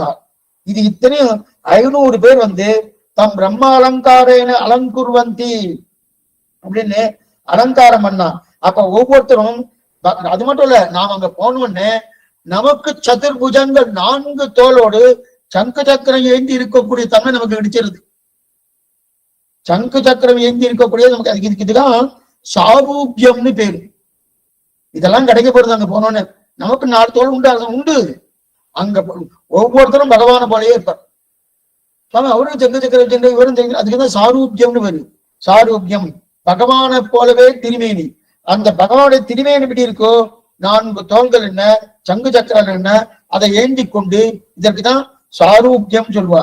பகவானை போல உருவம், அதுதான் சாரூபியம். ரூபியம்னு உருவம், அதை போல உருவம். அவர் இருக்கும் லோகத்தில் இருக்கிறோமோனோ. அதுக்கப்புறம் சாலோக்கியம், 4 விதமான மோட்சங்கள். சாலோக்கியம், சாலோக்கியம்னா அவர் இருக்கக்கூடிய லோகத்துல கூடவே இருக்குமோனோ, அதுக்கு சாலோக்கியம்னு பேரு. சாரூபியம் அவரை போல உருவத்தை எடுக்கிறோம். சாலோக்கியம் அவர் இருக்கக்கூடிய ஊர்லயே இருப்பது, அதிலிருந்து இருப்பது. பக்கத்திலே இருக்கோமோனோ அதுக்கு சாமீபியம். சாமீபியம் அவருக்கு பக்கத்திலே இருக்கோமோனோ அதுக்கு சாமீபியம் இருக்கு. பிரம்மானந்தத்துக்கு பக்கத்திலே அவருடைய நிலங்களிலே குணங்கள் எல்லாருக்குமோ சாரூபியம் பேரு. அதற்கு மேலே அவருடைய குணங்கள், கல்யாண குணங்கள், 8 விதமான கல்யாணங்களுக்கு சமமாயிடும். அந்த சமமான தன்மை தான் சாமியாபத்தின் பேரு. ஆக சாரூபிய மோட்சம், சாலோக்கிய மோட்சம், சாமீபிய மோட்சம், சாமியாபத்தி மோட்சம், இந்த 4 மோட்சங்கள் பூர்ணமா கிடைக்கிறது. அப்படி என்னன்னா, சாமியாபத்தி தான் பிரதானமா நம்ம சம்பிரதாயத்துக்கு இருக்கிறார். சாமியாபத்தி என்னன்னா, அவருக்கு இருக்கக்கூடிய 8 வித கல்யாணம், எண்ணிறந்த கல்யாண குணங்கள் பகவானுக்கு உண்டு. அதுல 8 விதமான கல்யாண குணங்கள் நமக்கு கிடைக்கிறது.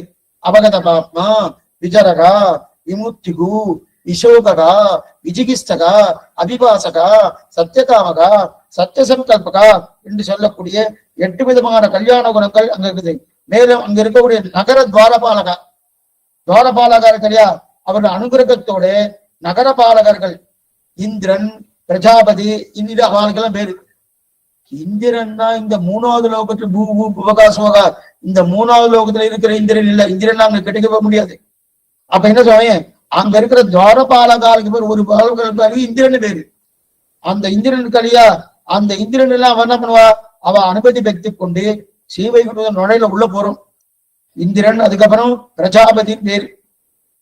உள்ளுக்குள்ள போறோம். இங்க போறோம்னு அங்க நிறைய பதாகைகள் இருக்கலாம். நம்மள மாவள தோரணங்கள்லாம் கட்டுறோம், தோரணங்கள். அதுக்கு மேல அதுக்கு நிறைய தொம்புகள்னா தேர் தொம்புலாம் இருக்கு பாருங்க. அந்த தொம்புகள் போடுறோம்னோ, அந்த மாதிரி தொம்புகள், தோரணங்கள் இதெல்லாம் கட்டி வச்சிருப்பாங்க. ஒரு ஜீவாத்மா வரான், ஜீவாத்மா வரான்னு. அப்பனா எப்பவுமே கட்டி இருக்காத, எப்பவுமே கட்டி இருக்கும். ஆனா விசேஷமா இருக்கும் ஒரு ஜீவாத்மா. அப்பனா இருந்து என்ன தெரியறதுன்னா, நிறைய பேர் போறது இல்லைன்னு தெரியுது. நிறைய பேரு போறது இல்லைன்னு தெரியுது. ஏன்னா அங்கங்க யாராவது வந்தாதான் கட்டுறாங்கன்னா, எப்பவும் கட்டின்னு இருப்பா, வந்தா விசேஷமா கட்டுவா. அதனால நிறைய பேர் போறது இல்லைன்னு தெரியுது. ஆனா காந்தி இப்ப தோட்டம் கட்டுறா. மேலும் அங்க இருக்கக்கூடிய கண்ணுக்கு எட்டிய தூரம் பிரகாரம் இருக்கு. நாமே சில மண்டபத்துக்கெல்லாம் போனோம்னா, திருமாமணி மண்டபம் இப்ப ஒண்ணு பண்ண ஸ்ரீரங்கத்துக்கு போறோம்னா ஆயிரங்கால் மண்டபம், ஆயிரங்கால் மண்டபத்துக்கு மத்தியில திருமாமணி மண்டபம் இருக்கணும். தூரத்துல இருந்து பார்த்தா எங்கேயோ இருக்கிற மாதிரி தெரியும். அந்த இங்கேயே இப்படி இருக்குன்னா அது வைகுண்டம். ஸ்ரீ வைகுண்டத்துல அந்த பிரகாரம் பார்த்தா இங்கிருந்து போயிட்டே இருக்கு. சுவாமி இவ்வளவு தூரம் நடக்கணுமே, நடக்க முடியுமா? இதுதான் சரீரம், அப்ராகிருதமான சரீரம் கிடைக்கிறது, பாஞ்ச பௌதிகமான சரீரமே இல்லையே. அப்ப எனக்கு போக முடியும்னா, பெருமாள் அங்க இருக்கார். அங்க போய் கைங்கரியம் பண்ணணும்னு நினைச்சாலும் அங்க போயிடும். சங்கல்பத்தாலே போகணும். நாம காலால நடந்து போகணும்னு கிடையாது, கண்ணால பார்க்கணும்னு கிடையாது, வாயால பேசணும்னு கிடையாது, காதால கேட்கணும்னு கிடையாது. அதே போல எல்லாமே எல்லாமே சங்கல்ப ரீதியாவே நடக்கும். எல்லாமே அங்க போகணும் சுவாமி, போகணும்னு நம்ம சங்கல்பம் பண்ணால அப்புறம் போயிடும். நடக்க வேண்டாமா, தேவையில்லை. காலம் இருக்குன்னு அவசியம் இல்லை. எதுக்கு சொல்ல வந்தேன்னா, அந்த அளவுக்கு அங்க அனுபவம் கொடுத்துறது இல்லையா, நினைச்சாலும் அங்க இருப்போம். கைங்கரியம் சரி சுவாமி, சரி அங்க இருக்கும் சுவாமி, இந்த கைங்கரியம் கொடுத்திருக்காரு, கைங்கரியம் முடிஞ்சு போயிடுத்தான்னா? இல்ல, இன்னும் கைங்கரியம் இருக்கு, இன்னும் கைங்கரியம் இருக்கு. கைங்கரியத்துக்கு ஆயாசம் வந்துருவே சுவாமி. இவ்வளவு கைங்கரியம் பண்ண 1.5 மணி நேரம் காலட்சேபம் பண்ண சுவாமி, அது தேவையில்ல சுவாமி. அவருக்கு என்ன சுவாமி காலட்சேபம் பண்ணிட்டே இருப்பாரு? நம்ம எவ்வளவு சிரமப்பட்டு கேட்டிருக்கோம், சும்மா ஆயாசமா போயிடுத்தா அந்த ஆயாசம் இருக்குமான்னா இருக்காது. ஏன்னா அப்ராகிருதமான திருமேனி, ஆயாசம் வராது. ஏதான் அபகத பாப்மா விஜரகா விமூர்த்திகு இசோகா, சோகம் கிடையாது, தாகம் கிடையாது, பசி கிடையாது, மூப்பு கிடையாது, மரணம் கிடையாது. அது யுத்தத்துல உண்டு, அத்தனையும் அங்க இருக்கு இல்லையா? இதெல்லாம் கிடையாது. சரி சுவாமி, இதெல்லாம் பண்ணிட்டு இருக்கேன் சுவாமி, கைங்கரியம் பண்ணிட்டே இருந்தேன், நடுவில் ஏதாவது கொடுப்பாதா, சாப்பிடலாமா? பசிக்குமே சாப்பிடணும்னா? சாப்பிடணுன்ற அவசியமே கிடையாது. அப்ப சாப்பிட வேண்டாமா? இருக்கு, அமிர்தம் இருக்கு. அது என்ன அமிர்தம்? பக்தாமிர்தம். திருவாய்மொழி அமிர்தமே போங்க. திருவாய்மொழி அங்க உண்டா? உண்டு. கேட்டு ஆறார் வானவர்கள் செவிக்கினிய செஞ்சொல்லு. அப்ப நடுவில் சாப்பிடணுமா? சாப்பிடணும். சரி சுவாமி, சாப்பிடலன்னா ஏதாவது வந்து மயக்கம் ஆயிடும். மயக்கம் வராது. சரி வயசாயிடுமா? மூப்பு வராது, மூப்பு வராது. போயிடுவோமா? மரணம் வந்துமா? மரணமும் வராது. எதுவுமே இல்லை. மேலும் கைங்கரியம் என்பது எல்லாருக்கும் சமமா கிட்டும். நமக்கு இங்கெல்லாம் பொறாமை இருக்குமோனோ சுவாமி, அவருக்கு மட்டும் அந்த கைங்கரியம் கிடைச்சிச்சு சுவாமி, எனக்கு கிடைக்கவே இல்லை, எனக்கு அந்த கைங்கரியம் இன்னும் நல்லா பண்ணியிருக்கான்னு சொல்றாரியா? அந்த மாதிரி பொறாமை குணம் இருக்குமானா இருக்காது. ரெண்டாவது, கைங்கரியம் எல்லாருக்கும் சமமா கிட்டும், அங்க பொறாமையே வராது. ஏன்னா ஏன் சுவாமி பொறாமை? கர்மமே இல்லையே. கர்மா இருந்தாதான் பொறாமையே. இந்த லோகத்துல பொறாமை வர்றதுக்கு காரணம்னா கர்மா. நம்ம கர்மா இருக்கணும், கர்மா இருக்கிறபடியால பொறாமை. பகவானுக்கு பொறாமை இருக்கனா? கிடையாது, பொறாமையே இல்லையே. ஏன் அவருக்கு கர்மா இல்லை? நம்ம கர்மா இருக்கு, அதனாலதான் பொறாமை வந்துட்டு இருக்கு. அங்க பொறாமை வருவான்னா வராது. கர்மாவை தொலைஞ்சபடியால மேலும் துவேஷமே வராது. அவர் என்ன சுவாமி சரியா பண்ணல, நாம என்ன பண்றேன்னு அவர் 1/2 மணி நேரம் பண்ணிட்டு இருக்கு. அங்க மணியே கிடையாது. இத்தனை நாளில பண்ணணும், இத்தனை நாள் முடிக்கணும்ன்றது கிடையவே கிடையாது. நகார தத்ரவை பிரபு, காலமே இல்லாத தேசம். அதனால அந்த தேசமும் வராது. எனக்கு கைங்கரியம் சரி சுவாமி, எனக்கு கைங்கரியம் கிடைக்குமோ கிடைக்காதோ அப்படின்னு ஒரு கவலை இருக்குமோ, அந்த கவலையே வராது. எந்த கவலையும் எப்பவும் கைங்கரியம் நடந்துட்டே இருக்கும். மேற்கொண்டு ஆனந்தம் பெருகின்றே இருக்கும். ஏன்னா அப்படி எதுவும் அட்டதால் ஆனந்தமா இருக்கும். மற்ற அத்தனையும் தொலைத்து அவர் தம் மட்டுமே இருக்கும். கொடியனின் நெடுமதில் கோபுரம் புரிதினர் வடிவுடை மாதவன் வைகுந்தம் புகுவே. கொடியனின் நெடுமதில், கொடிகள் நிறைய இருக்கும், கோபுரத்தை கிட்டி இருக்கும். அதுக்கு மேல அங்க இன்னொன்னு ஐரம்பதம்னு ஒரு குளம் இருக்கு, போய் பார்க்கணும். சீவிக்கண்டு போய் பார்க்கணும். ஐரம்பதம்னு ஒரு குளம் இருக்கு. அந்த புஷ்கரிகளை பார்த்து சோமவனம் என்கிற அஸ்வத் மரத்தையும் பார்க்கிறோம். சோமசவனம்னு ஒரு வனம் இருக்கு. அஸ்வத் மரம், இதை பத்தி கண்ணனே கீதையில எடுத்திருக்கான். அஸ்வத் மரம் எப்படி இருக்கும்னா, மரம் கீழே இருக்கு, வேர் மேல இருக்கும். என்ன சுவாமி, மரம் கீழே இருக்கு, வேர் மேல இருக்கும்னா அதை நம்ம பார்க்கிறோம். இத கீதையில அர்ஜுனனுக்கு தெரிவிக்கிறான் கண்ணன். இந்த சம்சாரம் என்கிற வேலை தள்ளினால் அங்கு போய் அஸ்வத் மரத்தை பார்க்கலாம். அங்கே எழுந்தருள் இருக்கும் திருவனந்தாழ்வான் அனந்தனுடைய விஸ்வக்ஷனர் இவ அத்தனை பேரையும் விடுத்து சேவிக்கிறோம். நம்ம பிரத்யட்சமா சேவைப்பாரு, நன்னா சேவிப்பாரு. நாம இப்ப எப்படி சேவிக்கிறோமோ அச்சா திருமேனியா இல்ல, விபவமாகவே நேரா அனந்தாழ்வார் என்ன, கருடன் விஸ்வக்ஷன் அத்தனை பேரும் விழுத்து நம்ம சேவிக்கிறோம். அவர்களும் நம்மளை சேவிப்பா. சுவாமி அவர் நம்மளை சேவிப்பா, அவ்வாறு நம்ம சேவிக்கிறார், அவ்வாறு நம்ம சேவிக்க நமஸ்காரம் பண்ற. மேலும் அவர்கள் சொல்றாரு, நீர் வந்ததே பெரிய ஆனந்தம், இந்த ஜீவாத்மா எப்ப உருவான்னு பகவான் காத்துட்டு இருக்காரு. எவ்வளவு ஆனந்தம் பாரு, நாங்கெல்லாம் இருக்கோம், அவ்வளவு ஆனந்தம் பகவானுக்கு தெரியல, நீர் வந்ததே எவ்வளவு ஆனந்தப்படுறாருன்னு சொல்லி திரும்ப இதை பத்தி சொல்லிட்டே இருப்பாளாம். அப்பனா ஒரு சேதனலாபம் சர்வேஸ்வரனுக்கு ஒரு ஜீவாத்மா கிடைக்கிறான்னு சொன்னாலே பகவானுக்கு அத்தனை ஆனந்தமா. அவனுடைய அதனால்தான் இந்த நிலை இருக்கிறபடியால் தான் பார்த்தாலும் ஒண்ணு பார்த்த மோனம் அவனுடைய ஆனந்தத்துக்கா இருக்காச்சு. அப்ப நாம பண்ணின அப்ப அது அங்கமா ஆகுமா? அனுகூல்யச சங்கல்பகா பிராதிகூல்யச வர்ஜனம் ரட்சி விசுவாசடா, இதெல்லாம் அங்கமா ஆகும்னா அங்கமாக சம்பாவித சுபாவங்கிறது ஆகும். அங்கமா ஆயிட்டுன்னா அவருக்கு ஏதோ ஒரு குற்றம் இருக்குன்னு அர்த்தம், ஏதோ எதிர்பார்க்கிறான்னு அர்த்தம். இருக்கட்டும். எதுக்கு சொல்ல வந்தேன்னா, ஆக அப்படிப்பட்ட ஆனந்தப்படுகிறான் எப்ப இந்த ஜீவாத்மா அவர்களும் திருப்தி படுகிறார். அடுத்து மகாமணி மண்டபத்தை அடைந்து, இதுதான் திருமாமணி மண்டபம். திருமாமணி மண்டபம், சகஸ்த தூணா மண்டபம், ஆயிரங்கால் மண்டபம், திருமாமண்டபம். அதனுடைய எழுந்திருக்க பகவான் அங்கே நாதமணி தொடக்கமான அஸ்மத் நாதமணி, இயக்கொண்டா, மணக்கால் நம்பி, ஆளவந்தார், ராமானுஜர் அவரெல்லாம் சேவிக்கலாம். எல்லாரும் சேவிக்கலாம். மணவாளமானிகள், வேதாந்த தேசிகர் எல்லாருமே சேவிக்கலாம். எல்லாரும் அங்க ஏற்றிருப்பா. எல்லாமே வாங்கோ வாங்கோ வாங்கோ அவாலும் வரவிப்பா.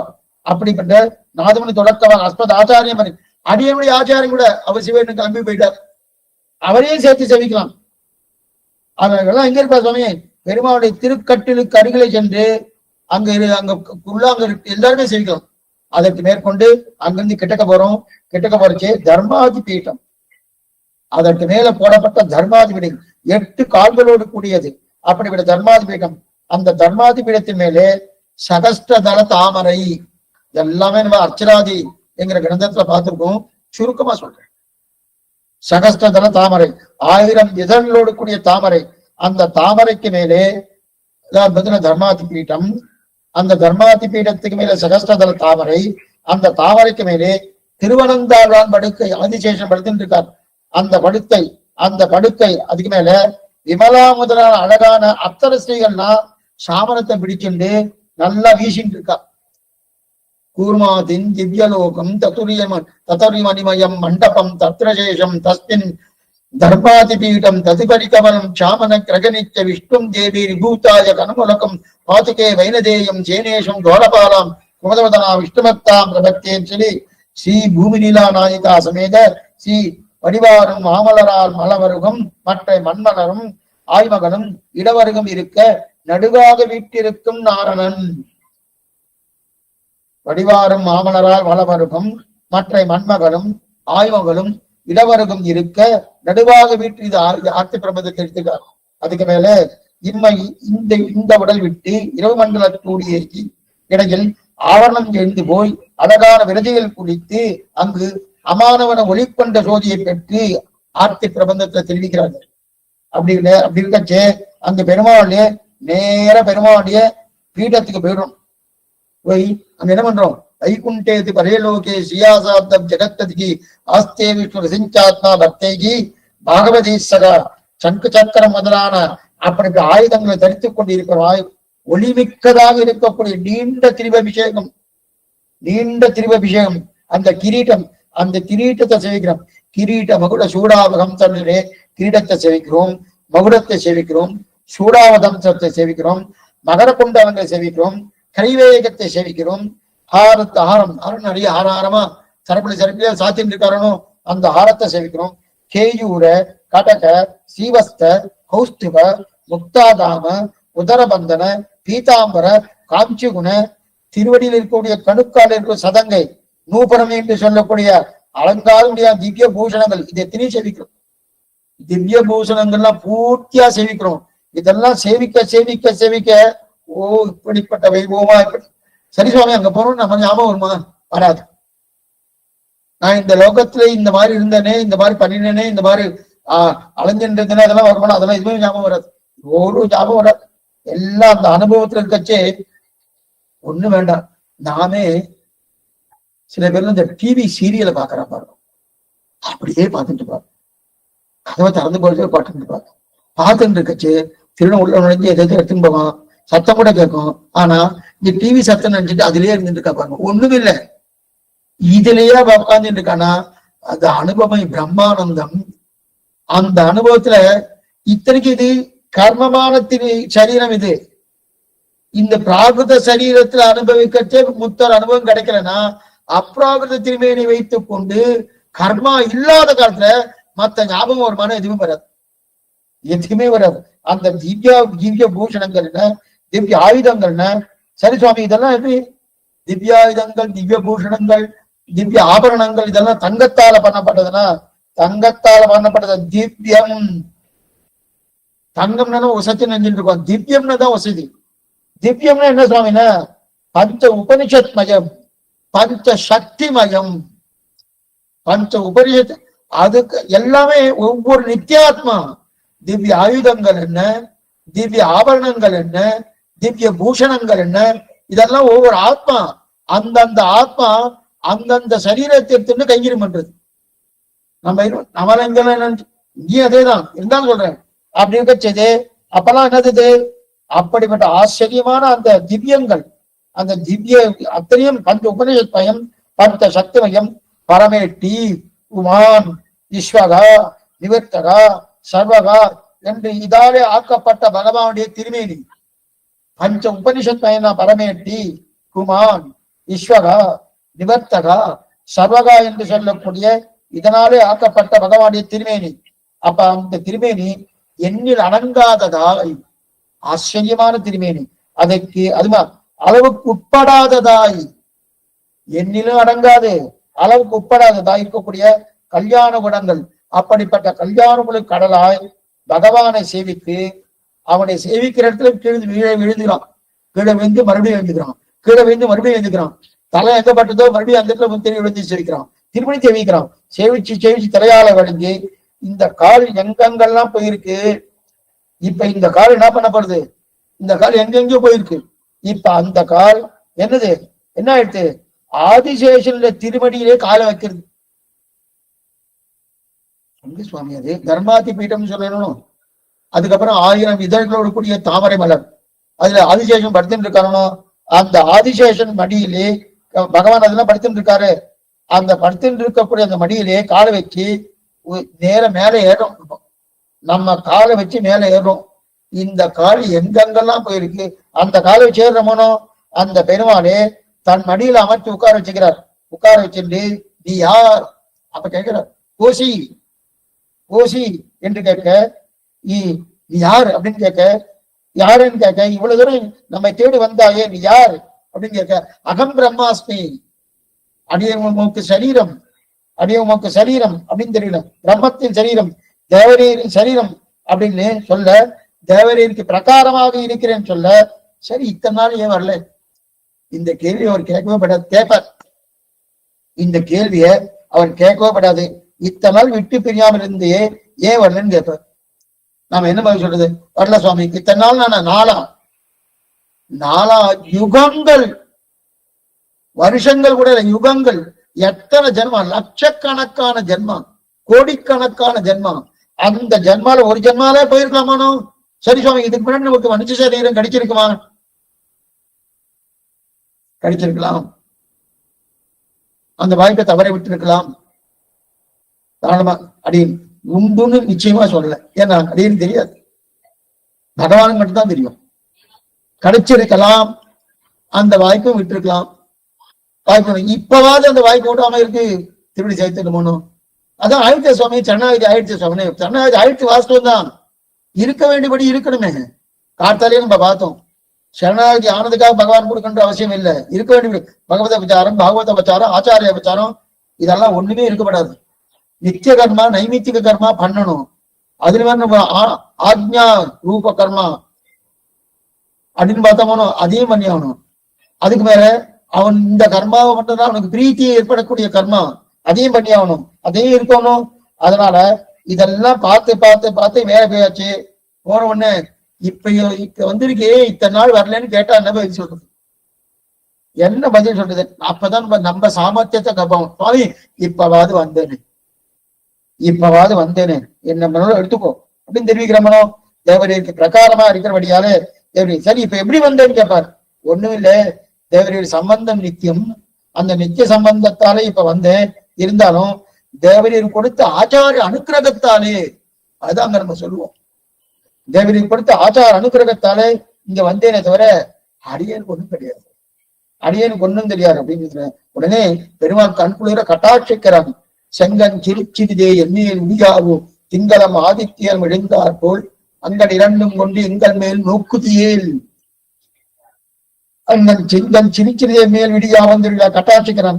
அந்த பகவான் அத்திரமான கல்யாண குணங்களை அனுபவிக்க, அந்த அனுபவத்தினால் ஆனந்தம், அந்த ஆனந்தம் உந்த உந்த உந்த மேன்மேலும் ஆனந்தம்.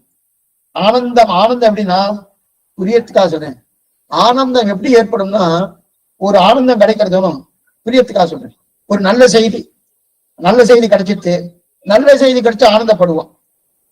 அந்த செய்தி அதோடு முடிஞ்சு போயிடும், அந்த செய்தி முடிஞ்சு போயிடும். ஆனா அதன் பிறகு மேலே மேலே மேலே ஆனந்தப்படுவோம். எதனாலன்னா ஏற்கனவே ஏற்பட்ட ஆனந்தம், அந்த ஆனந்தம் என்ன பண்ணோம்னா அடுத்த ஆனந்தத்தை தூண்டி விடும். சுவாமி விஷயமே முடிஞ்சு போச்சே சுவாமி அவர் சொல்லிட்டு போயிட்டாருன்னா, ஆனாலும் அந்த ஆனந்தம் அடுத்த ஆனந்தத்தை தூண்டி விடும், அந்த ஆனந்தம் அடுத்த ஆனந்தத்தை தூண்டி விடும். இப்படியே ஆனந்தம் ஆனந்தம் ஆனந்தம் ஆனந்தம் அப்படின்னா எதனால் ஆனந்தப்பட்டோம்னா அப்போதே முடிஞ்சு போயிருக்கோம், ஆனால் ஆனந்தப்படுவதற்காக ஆனந்தப்படுவேன்.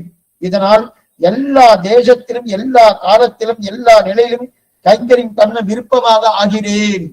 சர்வதேச சர்வகால சர்வ அவஸ்தோதிச சகலவிதமான கைங்கரியங்களையும் பண்ண பெறுவேன் ஆக வேணும் என்று பிரார்த்திக்கிறார் இல்லையா. ஒளிவில் காலமெல்லாம் உடனாய் மண்ணி வடிவிலா அடிமை செய்ய வேண்டும் நாம் அப்படின்னு. அப்ப பகவானுக்கு இருக்கக்கூடிய அர்த்த கல்யாண குணங்கள் இவருக்கும் பிராகாசமா இருக்கு. அதான் முதலே பார்த்துருவோம். அபகத ஆத்மா விஜரகாண்டு 8 கல்யாண குணங்கள். அது இதெல்லாம் நம்ம முன்னாடியே பார்த்துருக்கோம். தர்மபூத ஞானத்தை இதெல்லாம் பார்த்துருக்கோம். 8 கல்யாண குணங்கள், தர்மபூத ஞானத்துல 8 கல்யாண குணங்கள், அதெல்லாம் நான் பார்த்துருவோம். அப்ப 8 கல்யாண குணங்களில் இவனுக்கு சாமியா பத்தி ஏற்படுறது. சாமியா பத்தினா அவனோடு சமமாயிடுறார். பகவானும் நாமும் சமம். இதுல சுவாமி 8 கல்யாண குணங்கள் சமம். பகவானுக்கு எத்தனை ஆனந்தமோ அத்தனை ஆனந்தம் இவனுக்கும். பகவானுக்கு எத்தனை ஆனந்தமோ அத்தனை ஆனந்தமோ. அப்ப ஆனால் பிரம்மத்தை இப்போ அனுபவிக்கிறோம். ஆனா எப்படி அனுபவிக்கிறோம்? ஒரு அவதி எல்லையோடு அனுபவிக்கிறோம். பிரம்மத்தை அனுபவிச்சு ஒரு அவதி எல்லையோடு அனுபவிக்கிறோம். ஆனா அப்ப எப்படின்னா அப்ப அனுபவிக்கக்கூடிய பிரம்மத்தை ஆனந்தமா அனுபவிக்கும். பிரம்மத்துக்கு சமமாக பிரம்மம் எப்படி ஆனந்தத்தை அனுபவிக்கிறதோ அதற்கு சமமாக நாம அனுபவிக்கிறோம். அப்படிப்பட்ட அனுபவம். ஆனா ஒரு முக்தன் சரி சுவாமி, இப்ப யார் ஒருத்தன், அதாவது அங்க போனவருக்கு எல்லை கிடையாத அனுபவம், இங்க ஒரு எல்லையோட அனுபவம். எல்லையோட அனுபவம்னா முதல்ல நாடி கிடையாது. இன்னொரு 3/4 மணி நேரம் ஆயிடுச்சுன்னா காலட்சேபத்தை முடிச்சிடணும், அவ்வளவுதான் அனுபவம். முதல்ல காலட்சேபம் அனுபவம் நிச்சயமா அனுபவம் தான், சந்தேகமே இல்லை. எங்க சுவாமி சொல்லுவார், காலட்சேபம் யாரும் கேட்கலன்னு பகவான் கேட்கிறார். ஏன்னா அவருக்கு இதை கேட்கறதுன்னா மச்சித்தாக மத்கத பிராணாக போதயந்த பரஸ்பரம் சொல்றார். என்னுடைய கதவிகளை கேட்பதிலும் என்னுடைய சேர்த்துதங்கள் சொல்லி யார் சொல்றாவோ அவர் பக்கத்துல பார்த்து நான் கேட்கறேன்னு இருக்கான் கண்ணனே. அவர் கேட்கிறார் இல்லையா, அதனால இதுக்கு சொன்னா. ஆக அப்ப இங்க கேட்கிறோம்னா நமக்கு முடியலையே. ஒரு நிலை வந்து கொடுத்தனால அதுக்கப்புறம் ஆயாசமா போயிடுது, தாகம் வேணும், பசி இருக்கு, தூங்கணும் இருக்கு, இதெல்லாம் தேவைன்னா. ஆனா அங்க போய் வச்சுன்னா அதான் இல்லையே, ஆயாசம் கிடையாது, பசி கிடையாது, தாகம் கிடையாது, எதுவுமே தேவையில்லையோ. அப்ப அனுபவம் பூர்த்தியா இருக்கணும். இப்ப யார் ஒருத்தன் இருக்கிறானோ அவன் முக்தன் என்று கொண்டாடப்படுகிறான். முக்தி என்றால கர்மங்கள் தொலையும். இப்படிப்பட்ட அனுபவிக்கிறதா முக்தன். முக்தனுக்கு என்ன சுவாமி? முதல்ல கர்மா தொலைஞ்சிரும். கர்மா தொலைஞ்சிரும், சரீரம் தொலையும். அதுக்கப்புறம் என்னது? சம்சாரம் இனிமே வரவே வராது. சம்சாரம் இனிமே வருமானா வரவே வராது. பத்தாத்மா சம்சாரத்தை இருந்துட்டு இருக்கான். ஆனா முக்தாத்மா அவனுக்கு சிவகிடம் போயாச்சு. போனதுக்கப்புறம் சரீரம், இந்த சரீரம், இந்த பிராபிதமான சரீரம் தொலைஞ்சு போயிடுத்து, கர்மாவும் தொலைஞ்சு போயிடுத்து, சம்சாரமே வரப்போறது இல்ல, சீவைகிட்ட அடைந்தாச்சு. பிரம்மத்துக்கு ஆனந்தத்துக்கு சமமாக நமக்கு ஆனந்தம் ஏற்படுத்தணும். அப்ப நமக்கு இருக்கும் சொருவ ஆவிர்பாவம் அடைகிறோம். சொருவ ஆவிர்பாவம்னா என்னது? சேனரூபேன அபினிஷ்பத்தியதே. அந்த சொரூப ஆவிர்பாவனுக்கும் அடைகிறோம். அவனுக்கு இருக்கக்கூடிய 8 கல்யாண குணம் நமக்கு வந்திருக்கு. அதற்கு 8 கல்யாண குணங்கள் வந்துட்டு சுவாமி. அப்ப பகவான் ஸ்ரீயப்பதி, நானும் ஸ்ரீயப்பதியா ஆக மாட்டோம். பகவான் ஜெகத்காரண வஸ்து, நானும் ஜெகத்காரண வஸ்துவா ஆக மாட்டோம். பகவான் விபு, நம்ம ஒரு காலட்சமா விபு குறிக்கா பார்த்திருக்கோம். நாம எல்லாம் அனுதம். அங்க போனாலும் முக்தாத்மாவோ நித்யாத்மாவோ எல்லாமே அனுதான், விபு கிடையாது. தர்மபூத ஞானத்தாலே விபு ஆகும் தவிர ஆத்மா அனுதான், அவ விபு ஆக மாட்டோம். அப்ப பகவான் சேஷி, நாம சேஷி ஆகுமா? நாம சேஷபூதனா தான் இருப்போம். அப்ப பிரம்மத்துக்கு சமம்னா என்னது? நாம் பிரம்மத்தோடு ஒன்றாகிவிட போவது கிடையாது. நல்லா பாருங்க, பிரம்மத்துக்கு சமம் சுவாமி, பிரம்மமும் நாமும் சமம் அப்படின்னு சொன்னா இந்த மேல அத்வைத்தம் வரப்போறது. அப்ப வரைச்சு இன்னும் கொஞ்சம் டீட்டெயிலா சொல்றேன். இது சொன்ன பிரம்மமும் நாமும் ஒண்ணுன்னா என்ன அர்த்தம்? ஆனந்தத்தில் ஒன்று, ஆனந்தத்தில் சமானமே தவிர அவர் ஸ்ரீயப்பதி என்ன நானும் ஸ்ரீயப்பதி ஆகிட போறேன்னா கிடையாது. அவர் கருட வாகனத்துவம் நானும் கருட வாகனத்தை வாங்க போறேன்னா கிடையாது. அவர் ஜெகத்கான வஸ்துவானா நானும் ஜெகத்கான வஸ்துவா கிடையாது. அவர் விபுவா இருக்காரு நானும் விபுவா கிடையாது. அவர் சேஷியா இருக்காரு நானும் சேஷியா கிடையாது. அவர் பிரம்மத்துக்கு சமம்னா என்ன? ஒன்றாக வீடு போவது. அவர் சுவாமியா தான் இருப்பார், நான் தாசனா தான் இருப்பேன். அங்க போனாலும் தாசன் தான், அங்க போனாலும் அவர் தான் சுவாமி, அது தானே. ஆனா நாம் சர்வேஸ்வரன் ஆயாச்சுன்னா இந்த பாருங்க, சில பேர் சொல்றாங்க அங்க போனா சமமாயிடுறோம் ஐக்கியமாயிடுறோம் அப்படின்றாரு. சர்வேஸ்வரன் ஆயிடுத்துன்னு வச்சுக்கோங்க, ஒரு பேச்சுக்கு வச்சுக்கோ. அப்ப இதுக்கு முன்னாடி எத்தனை பேர் போயிருப்பா இல்லையா? அத்தனை பேரும் சிவைக்கு போயிருப்பானோ அவெல்லாம் சர்வேஸ்வரனா இருக்கணும். எத்தனை பேர் போயிருப்பா சுவாமி? கோடிக்கணக்கான பேர் போயிருப்பா. அத்தனை பேரும் சர்வேஸ்வரனா இருக்கணுமோனோ? அதெல்லாம் முடியுமா? கிடையாதா? பிரம்மத்தோண்டு சேர்ந்து குணங்களை ரசிக்கிறான். சோஸ்குதே ககவான் காமான் சகபிரம்மனா விபச்சிதா. பிரம்மமாக ஆகிவிடுகிறான்னு சாஸ்திரம் சொல்ல. பிரம்மத்தோடு கூடியிருந்து பிரம்மத்தின் குணங்களை அனுபவிக்கிறான், பிரம்மமாகவே ஆகிவிடுகிறான் சாஸ்திரம் சொல்ல. சோஸ்குதே சர்வான் காமான் சக பிரம்மனா விபசிதா. பிரம்மமாகவே ஆகிவிடுகிறான் சாஸ்திரம் சொல்லல. பிரம்மத்தோடு கூடியிருந்து பிரம்மத்தின் குணங்களை அனுபவிக்கிறான். அப்படின்னா என்னோடு சமான தர்மத்தை அனுஷ்டிப்பார்கள் நான் ஆகிவிடுகிறார் என்று கண்ணன் சொல்லல. என்னோடு சமான தர்மத்தை அனுஷ்டிப்பான், நானே அவன் ஆயிடுறான், அவனே நான் ஆயிடுறேன் அப்படின்னு கண்ணன் சொல்லவே இல்லையே. கண்ணன் சொல்லவே இல்லை. அப்படின்னு என்ன அர்த்தம்? அங்க போனாலும் நம்ம தாசர்கள் தான், அங்க போனாலும் அவர் தான் சுவாமி. அதுல எந்த விதமான அப்படின்னா என்ன இருக்கு? அட்டவித கல்யாண குணங்கள் கிடைக்கிறது. அது இங்கேயும் உண்டு.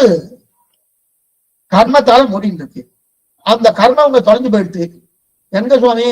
விரஜானையில தீர்த்தமான சூஷ்ம கர்ணா தொலைகிறதோனோ அப்ராகிருத திருமேனி கிடைக்கிறதோனோ அப்பயே அஷ்டவித கல்யாண குணங்களும் கிடைச்சிடும். சரி, இதெல்லாம் வந்துட்டு சரி சுவாமி. அப்பனா பிரம்மத்தோடு சமம்னு சொன்னீர் சுவாமி அவர் ஆனந்தத்துல. அப்ப இவர் ஜெகத் சிருஷ்டி பண்ணக்கூடிய சக்தி இவருக்கு இருக்கு சுவாமி. ஜகத்தை சிருஷ்டி பண்ணக்கூடிய சக்தி இருக்கு. இது பிரம்மசூத்திரத்துல வியாசர் எடுக்கிறார். ஜகத்தையே சிருஷ்டி பண்ணக்கூடிய சக்தி உண்டு, ஆனா ஜகத் வியாபார வர்ஜம், ஜகத்தை சிருஷ்டிக்கும் சாமர்த்தியம் இருந்தும் பண்ண மாட்டான் இந்த ஜீவாத்மா. ஏன்னா இவன் தான் சொரூபம் கிடைச்சிருக்கணும். இவன் சொரூபம் என்ன? இந்த சொரூபமே பகவான் சேஷி, நான் சேஷபோதன். அவனுக்கு சர்வதேச சர்வகால சர்வ அவஸ்தோச்சித சகர்விதமான கைங்கரியங்களையும் பண்ணப்பெறுவேன் ஆகவேன்னு பிரார்த்தித்து கொண்டு அந்த கைங்கரித்து ஈடுபட்டு இருக்கான். அப்படி இருக்கச்சே அவன் சமானமா உட்காருவானா? இல்ல அவனுக்கு சமானமா இருக்கக்கூடிய அவனு நானும் ஒண்ணுன்னு சொல்லுவானா? சொல்ல மாட்டான். அந்த சாமர்த்தியம் எனக்கு தெரியாது. அப்பனா என்ன அர்த்த? ஜெகத் வியாபாரம் அந்த தலைவலியே எனக்கு வேண்டாம், அதெல்லாம் நான் பண்ண போறதே கிடையாது. அப்ப ஆனந்தத்தில் சாந்தியம், ஆனந்தத்துல சமானம். பகவானுக்கு இருக்கக்கூடிய ஆனந்தம் இவருக்கு. அதான் போகமாத்திர சாங்கியலிங்கம்னு ஸ்ரீபாஷத்தில் எடுக்கிறார். போகத்தில் சாமியம், போகமாத்திர சாங்கியலிங்கம் இந்த சூத்திரம் ஸ்ரீபாஷத்தில் எடுக்கிறார். போகமாத்திர சாங்கியலிங்கம் போகத்தில் ஸ்ரீபாஷ் எழுதுகிறார். இப்ப ஸ்ரீவைகுண்டம் போனால் அந்த லோகத்தில் அனுபவிப்பதில் ஆனந்தத்தில் சாமியாபத்தி, ஆனந்தத்தில் சாமியாபத்தி. இதுதான் விசிஷ்டாத்வைத சம்பிரதாயத்தின்படி மோட்சம். விசிஷ்டாத்வைத சம்பிரதாயத்தின்படி மோட்சம் என்னன்னா சாமியாபத்தி மோட்சம். அப்படின்னா சாமியாபத்தினா அவனுடைய ஆனந்தத்தில் சரிசமானமாக இவனும் ஆனந்தப்படுகிறான். பகவானுக்கு எத்தனை ஆனந்தம் உண்டோ அதே ஆனந்தம் இந்த ஜீவாத்மாவுக்கு உண்டு, அதுல ஆனந்தப்படுகிறான் அப்படின்னு தெரியும் விசிஷ்டாத்வைதம்படி. அப்பனா அத்வைத்தத்தின்படி ஐக்கியம் தான் மோட்சம். விசிஷ்டாத்வைதத்தின்படி என்ன மோட்சம்? சாமியாபத்தி மோட்சம். அத்வைத்தப்படி ஐக்கியம் தான் மோட்சம். அப்படின்னா இந்த ஜீவாத்மா பிரம்மமாகவே ஆகிவிடுகிறான். அத்வைத்தத்தின்படி இந்த ஜீவாத்மா பிரம்மமாகி இரண்டாவது வைகுண்டத்தை ஏற்றுக்கிறார். அத்வைத சம்பிரதாயத்தினுடைய ஆனா ஸ்ரீவைகுண்ட ஏகாதசி எல்லாம் ஒவ்வொன்றும் கொண்டாடுறான். என்னமா சுவாமி கொண்டாடுறேன்னா வைகுண்டத்தை ஏத்துக்கலையே சுவாமி. ஸ்ரீவைகுண்டம் இருக்குன்னு அவர் ஒத்துக்கவே இல்லையே. அத்வைத்தக்காரர் ஒத்துண்டார், மாயாவாதிகாரன் ஒத்துண்டார்னா ஒத்துக்கலையே, கிடையாது. அப்படி இருக்க செய்து அவர் ஒத்துக்கவே இல்லை. ஏன்னா அத்வைத்த ஞானம் ஐக்கிய ஞானம் ஏற்பட்டாலே மோட்சம். அவெல்லாம் சரணாகதி கிடையாது. எதுவுமே கிடையாது. ஐக்கிய ஞானம் ஏற்பட்டுச்சுன்னு வச்சுக்க மோட்சம். அப்பனா பேத ஞானம் எல்லாம் பல பலவா இருக்கு, நீ இருக்க, நான் இருக்க, இந்த உலகம் இருக்கு, இது இருக்கு, அதெல்லாம் பேதம். அந்த பேத ஞானம் இருக்கணும். அந்த பேதமான மறந்து போயிட்டு வச்சுக்க, மறைஞ்சுட்டுனாலே மோட்சம். யாருமே இல்லை சுவாமி, பிரம்மம் ஒண்ணுதான் அப்படின்ற ஒரு ஞானம் எனக்கு வந்துட்டுன்னு வச்சுக்கேன், உடனே நான் மோட்சத்துக்கு போயிட்டேன்னு அர்த்தம். எங்க சுவாமி போயிட்டு அப்படின்னு அர்த்தம். எங்க போயிட்டு, எங்கன்னு இடம் கிடையாது. இந்த இடத்த ஒத்துனதுன்னு இடமே இல்லையே. பிரம்மம் ஒண்ணு மட்டுமே சத்தியம், பிரம்ம சத்தியம். மேல பார்க்க போறோம், இப்ப பார்க்கறதே கொஞ்சம் நல்லா விவரமா சொல்றேன். பிரம்ம சத்தியம், ஜெகதி மித்யா, ஜீவோ பிரம்ம இவ நாபரகா, இது வேதாந்த சிந்திமகா. அப்ப விசிஷ்டாத்வைதத்தின்படி என்னது, தத்விஷ்ணோர் பரமம் பதமம் சதா வசந்தி சூரயகா, அந்த விஷ்ணு லோகத்துக்கு அடிவந்தான் பரவத்தை அடைகிறான், இது விசிஷ்டாத்வைதம். ஆனா ஜீவாத்மா பிரயாணம் பண்ணணும், ஒரு இடத்துல இருந்து மற்றொரு இடத்துக்கு போகணும், அங்க இருக்கணும், அவனோடு சேர்ந்து சாமியாபத்தி கிடைக்கணும், அவர் சுவாமிநாதன் தாசன், இதை நன்னா ஏற்றுக்கொண்டோம் ஜீவாத்மா. ஆனா அத்வைத சம்பிரதாயத்தின்படி அத்வைத ஞானம் ஐக்கிய ஞானம், நானும் பிரம்மமும் ஒண்ணு, பிரம்மம் வேறல்ல, நான் வேறல்ல, நானே பிரம்மம், அகம் பிரம்மாஸ்மி, நானே பிரம்மம் என்கிற ஞானம் வந்துடுச்சுன்னா மோட்சம் போயிட்டேன்னு அர்த்தம். அப்ப ஸ்ரீவைகுண்டம் போயிட்டேன்னு அர்த்தமா? ஸ்ரீவைகுண்டம் தான் கிடையாது, இருக்கக்கூடாது, நல்லா விவரமா தேடி வச்சுக்கோங்க. அதான் அப்ப அப்படின்னு அர்த்தம், அவர் நானும் இது ரெண்டும் ஒன்னா சேர்ந்தாச்சுன்னா எனக்கே நல்லதுதான். ஆழ்வாரே தெரிவிக்கிறார் ஒரு பாசுரத்துல, கூடிற்றாகில் நல்லுரைக்கு கூடாமையை கூடினால் ஆடல் பறவையர் கொடியன் மாயவனாவது அது அதுவே, அது அதுவேன்றார். அப்படின்னா நானும் அவனும் ஒன்றாகி விட்டோம்னா என்னை விட யார் ஆனந்தப்படுவா? ஆழ்வார் தெரிவிக்கிறார். நானும் பரமாத்மா ஒன்னாயிட்டோம், என்னை விட யார் ஆனந்தப்படுவார் அப்படின்னு ஆழ்வார் தெரிவிக்கிறார். ஆனா அது ஆக முடியாது, அது ஆக முடியாது. அவர் அதுவே, அவர் அவராகத்தான் இருப்பார், நான் நானாகத்தான் இருப்பேன். ஆனா பகவான் எப்படி தன் ஞானத்தால் என்னை இடத்தில் போக முடிகிறதோ அதே போல இந்த முக்தாத்மாவும் சொல்றான். முக்தன் என்ன பண்றான்? திரும்ப வரமாட்டான். முக்தன் அங்க போயாச்சனாலே திரும்ப வரமாட்டான். நான் நானாத்தானோ அவர் அவராத்தானோ. பகவான் எப்படி தன் ஞானத்தாலே எல்லா இடத்துக்கும் போக முடிகிறதோ அதே போல முக்தாத்மா ஞானத்து, அதாவது இங்கிருந்து அங்க போறாருன்னா சங்கல்பத்தாலே போயிடுவார் முக்தாத்மா. இப்ப நாமெல்லாம் இங்கிருந்து நேரம் திருவள்ளிக்கேணி போய் சேவிக்கணும் சுவாமி, காலட்சேபம் பண்ணிட்டே இருக்கு, போய் சேவிக்க முடியுமானா சுவாமி காலட்சேபம் முடிச்சுட்டு தான் கிளம்பி போகணும், ஸ்ரீரங்கம் போகணும் காலட்சேபம் முடிச்சுட்டு தான் போகணும். ஆனா ஸ்ரீவைகுண்டத்துல இருந்தாச்சுன்னு வச்சுக்கேன், என்னதான் கர்மாவே கிடையாது, சங்கல்பத்தாலே போயிடலாம் அடுத்த க்ஷணமே. அங்க எப்படி பகவான் தன்னுடைய ஞானத்தார போற மாதிரி இவரும் முக்தாத்மா போயிடுவார். முக்தன் திரும்பி வரமாட்டான் சொன்னபடியாலே. அப்பனா இங்க வரமாட்டார், இங்க வரமாட்டார் அப்படின்னும் உடனே ஒருத்தர் எதிர்கேள்வி கேட்டார், முக்தாத்மால மறுபடியும் அவதாரம் பண்ணா அப்படின்றாலே, நீங்க இங்க வரமாட்டோம் சொல்லிட்டு இருக்காளே, அப்பதான் மறுபடியும் இங்க வர அவதாரம் பண்றான்னு சொல்றாளே அப்படின்னா கர்மாதீனமாக வரமாட்டான்னு அர்த்தம். என்ன படிச்சுக்கணும், இங்க வரமாட்டான்னு என்ன அர்த்தம்? கர்மாதீனமா இங்க வரமாட்டால தவிர வரமாட்டான்னு அர்த்தம் கிடையாது. கர்மாதீனம் அப்ப நாம் வருவதெல்லாம் கர்மத்தினால, நாம பிறந்திருக்கோம் இருக்கோம்னு சொன்னால கர்மத்தினால.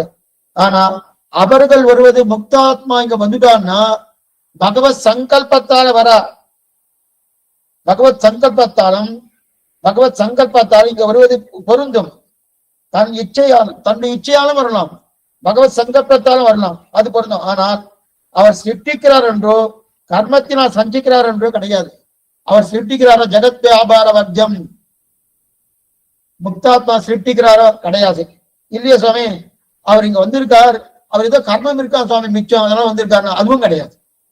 கர்மத்தினால் இங்க சஞ்சரிக்க போவதும் கிடையாது, அவரு முக்தாத்மா சிருஷ்டிக்க போவதும் கிடையாது. ஆக இது எதுக்கு சொல்ல வந்தேன்னா, முக்தனுக்குண்டான நிலை என்னன்னா, அங்க போனதுக்கு அப்புறம் அனுபவ பிரீத்திக்காரத கைங்கரியத்தை தவிர மற்றொரு நினைவு அவருக்கு இருக்காது. அதே பண்ணிட்டு இருக்காரு. பகவான் பார்த்து இந்த பூலோகத்துக்கு போய் இந்த மாதிரி இவாள திருத்தி பண்ணி கொண்டு வா அப்படின்னு அவருடைய சங்கல்பத்தால் திரும்பி வரா. அப்ப வந்தான்னா என்ன சுவாமியா, நீங்கதான் திரும்பி வரமாட்டான்னு சொன்னா, திரும்பி வரமாட்டான்னு சொன்னது கர்மத்தினால வரமாட்டான், பகவத் சங்கல்பத்தினால் வரணும். அப்ப அவனுக்கு பிரீத்திக்காக வரணும், அவர் இச்சைப்படித்தானே வரா. அவ இச்சப்படி யார் வேணா நித்தியாத்மா வரலாம், முக்தாத்மா வரலாம், யார் வேணும் வரலாம். சரி சுவாமி, இப்ப இதுல இருந்து என்னது? இது நித்திய முக்தர் பக்தர் ரெண்டுமே பூர்த்தி ஆயிடுச்சு. பக்தாத்மாவும் நம்ம கருத்தால பார்த்துட்டோம். பக்தாத்மா ரொம்ப நாள் பார்த்துட்டோம். கிட்டத்தட்ட 4-5 காலட்சமும் பக்தாத்மா இருக்கும். இன்னைக்கு முக்தாத்மா காத்தால ஆரம்பிச்சோம். முக்தாத்மா அவர் ஒண்ணும் கிடையாது. ஏன்னா அதுக்குன்னு தனி கிரந்தமே இருக்கு, அச்சராதின. அதுல என்ன பார்த்து தெரியுதா பாத்தீங்கன்னா சுவாமியை சுருக்கமா தான் சொல்லிக்கிறேன். ஆக பக்த முக்த ரெண்டுக்கும் முடிஞ்சிருச்சு. இதுக்கப்புறம் நித்தியர்கள் 3 ஜீவாத்மா 3ஆ பிரிச்சாகணும். பக்த ஜீவாத்மா, முக்த ஜீவாத்மா, நித்திய ஜீவாத்மா. நித்திய ஜீவாத்மா ரொம்ப சுருக்கம், 5 நிமிஷத்துல முடிஞ்சிடக்கூடாது. ஒண்ணுமே இல்லை, அங்க போனதான் நமக்கு தெரிய போறது. இங்க ஏதாவது முக்த ஜீவாத்மா சுவாமி, முக்த ஜீவாத்மாவோட நான் கையை கோத்துன்னு என்னமா ஓடினேன் சொல்ல முடியாது சார். அங்க போன உடனே சொன்னா சொல்லலாம், இங்க சொல்ல முடியுமா? சொல்ல முடியாது. இப்ப நித்திய ஜீவாத்மா இவர்கள் எப்போதும், நித்திய ஜீவாத்மா எப்போதும் சம்சாரத்தில் பிறந்ததே கிடையாது. சம்சாரத்தில் பிறந்ததே கிடையாது. ஏன்னா இவாளுக்கு எப்போதுமே கர்மங்கள் கிடையாது. இவாளுக்கு எப்போதுமே இவங்களுக்கு எப்போதுமே கர்மம் கிடையாது. இப்பவும் கர்மம் இருக்கு, பக்தனுக்கு இப்பவும் கர்மம் இருக்கு. பக்தாத்மா நமக்கெல்லாம் இப்ப கர்மம் இருக்கு, நம்மளாம் பக்தாத்மா. பக்தாத்மாக்கெல்லாம் கர்மம் இருக்கு. முக்தாத்மா ஒரு காலத்திலே கர்மம் இருந்தது. இப்ப முக்தாத்மா ஆனபடியாலே விரஜானதியிலே தீர்த்தமானவனே அந்த கர்மம் எல்லாம் தொலைஞ்சு அப்ராகிருதமான திரும்பியை கிடைச்சிட்டு மேற்கொண்டு பகவதனுக்கு பிரீத்தி காலத்தை கைங்கரியம் பண்ணிட்டு இருக்காரு அங்க சீவை கொண்டு. அப்ப முக்தாத்மா கர்மம் இருந்து போயிடுச்சு. நித்தியர்களுக்கு எப்பொழுதுமே கர்மம் கிடையாது. இதுல என்ன தெரியுது? 3 ஆத்மாக்குள்ளே நித்தியர்கள் தான் பவித்திரம். கர்மமே கலசாதவர்கள் நித்தியர்கள். முக்தாத்மா ஒரு காலத்திலே கர்மம் கலசப்பட்டு அந்த கர்மத்தை தொலைத்து மேற்கொண்டு சீவை கொண்டு போனவர்கள் முக்தாத்மா. பக்தாத்மா கர்மத்தாலேயே இருக்கார். நாம தான் கர்மத்தாலே இருக்காரியா இவ முக்தாத்மா. ஆக நித்தியர்கள் எப்போதும் 2வது தப்பான ஆச்சாரத்துக்கு போகவே மாட்டோம். ஏன்னா நித்தியர்கள் ஆச்சே ஆச்சாரம். ஏன்னா முக்தாத்மாவாது இங்க இருக்கச்சே பந்தாத்மா இருந்தாலும் தப்பு பண்ணிருக்கலாம். ஆனா நித்தியாத்மா எப்பயாவது தப்பு ஆச்சாரத்துக்கு போவானா? போகவே மாட்டான். ஞானம் குறையறதோ ஞானம் மலர்வதோ என்கிற பேச்சுக்கே முக்தாத்மா கிடையாது. முக்தாத்மா எப்பவுமே சுவாமி இன்னைக்கு நாளும் கொஞ்சம் குறைஞ்சிருக்கு, நாளைக்கு கொஞ்சம், இன்னைக்கு நாளைக்கே கிடையாதுங்க. இன்று நாளை என்கிற காலமே கிடையாது. நகால தத்ரவை பிரபு குணு சொல்லிட்டு சீவை குணு அப்படி இருக்கச்சே அந்த பேச்சுக்கே இடம் கிடையாது. அது மட்டும் இல்ல, இதுல ஞானம் மலர்றதுக்கு பேச்சு கிடையாது. அனந்தருடைய விச்சக்ஷனாதிகள் நித்தியர்கள் எப்பவுமே கர்மமே கிடையாது. அப்படின்னா அவர்கள் யாருக்கும் உட்பட்டு நடப்பார்கள். சரி சுவாமி, அவன் கர்மம் கிடையாது, அவ எப்பவுமே நித்தியாத்மா. அப்ப அவ யாருக்கு உட்பட்டு இருப்பான்? இப்ப நாம தான் பகவானுக்கு உட்பட்டு இருக்கோம். எதனால? கர்மா இருக்கிறபடியாது. எப்ப கர்மா இல்லையோ அப்ப அவ எப்பவுமே நித்தியமாச்சே. எப்பவுமே நித்தியம்னு வந்துட்டோம்னா அப்ப பகவானுக்கு அவ உட்பட்டு இருக்கணுங்கிற தன்மை உண்டா இல்லையா? வராது. இப்ப நாமெல்லாம் பகவானுக்கு உட்பட்டு இருக்கோம்னா கர்மா இருக்கிறபடியாலே. முக்தாத்மா பகவானுக்கு உட்பட்டு இருந்தாலும் ஒரு காலத்துல கர்மா இருந்தது, அதனால பகவானுக்கு உட்பட்டு இருக்கான்னு அர்த்தம். நித்தியாத்மாவுக்கு எப்பவுமே கர்மா இல்லையே. அப்ப பகவத் அதீனத்துல அவ இருக்க மாட்டாள்னா பகவத் அதீனத்தை தான் இருப்பா. அப்ப அதீனத்தை எப்ப கொடுத்தார்? எப்ப கொடுத்தாரு தேதி கொடுத்துட்டோம்னா அவளுக்கு நித்தியாத்மான்னு வராது.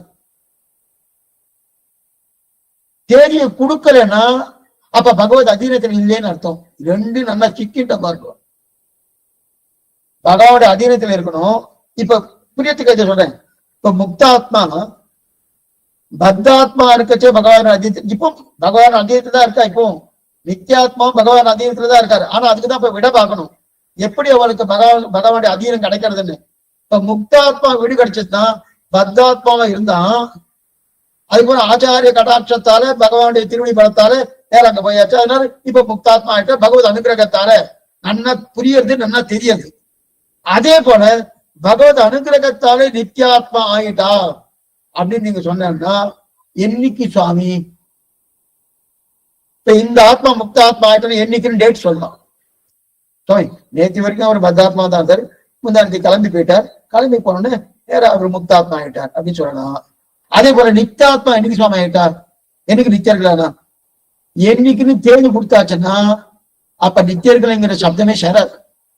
நித்தியர்களா எப்போதும் உண்டுன்னு அர்த்தம். சரி, அவன் நிச்சயமா இருக்கா சுவாமி? அப்ப நிச்சயமா இருக்கான்னா பகவத் அதீனத்துல இல்லையா? பகவத் அதீனமும் இருக்கணும், நிச்சயமாவே இருக்கணும்.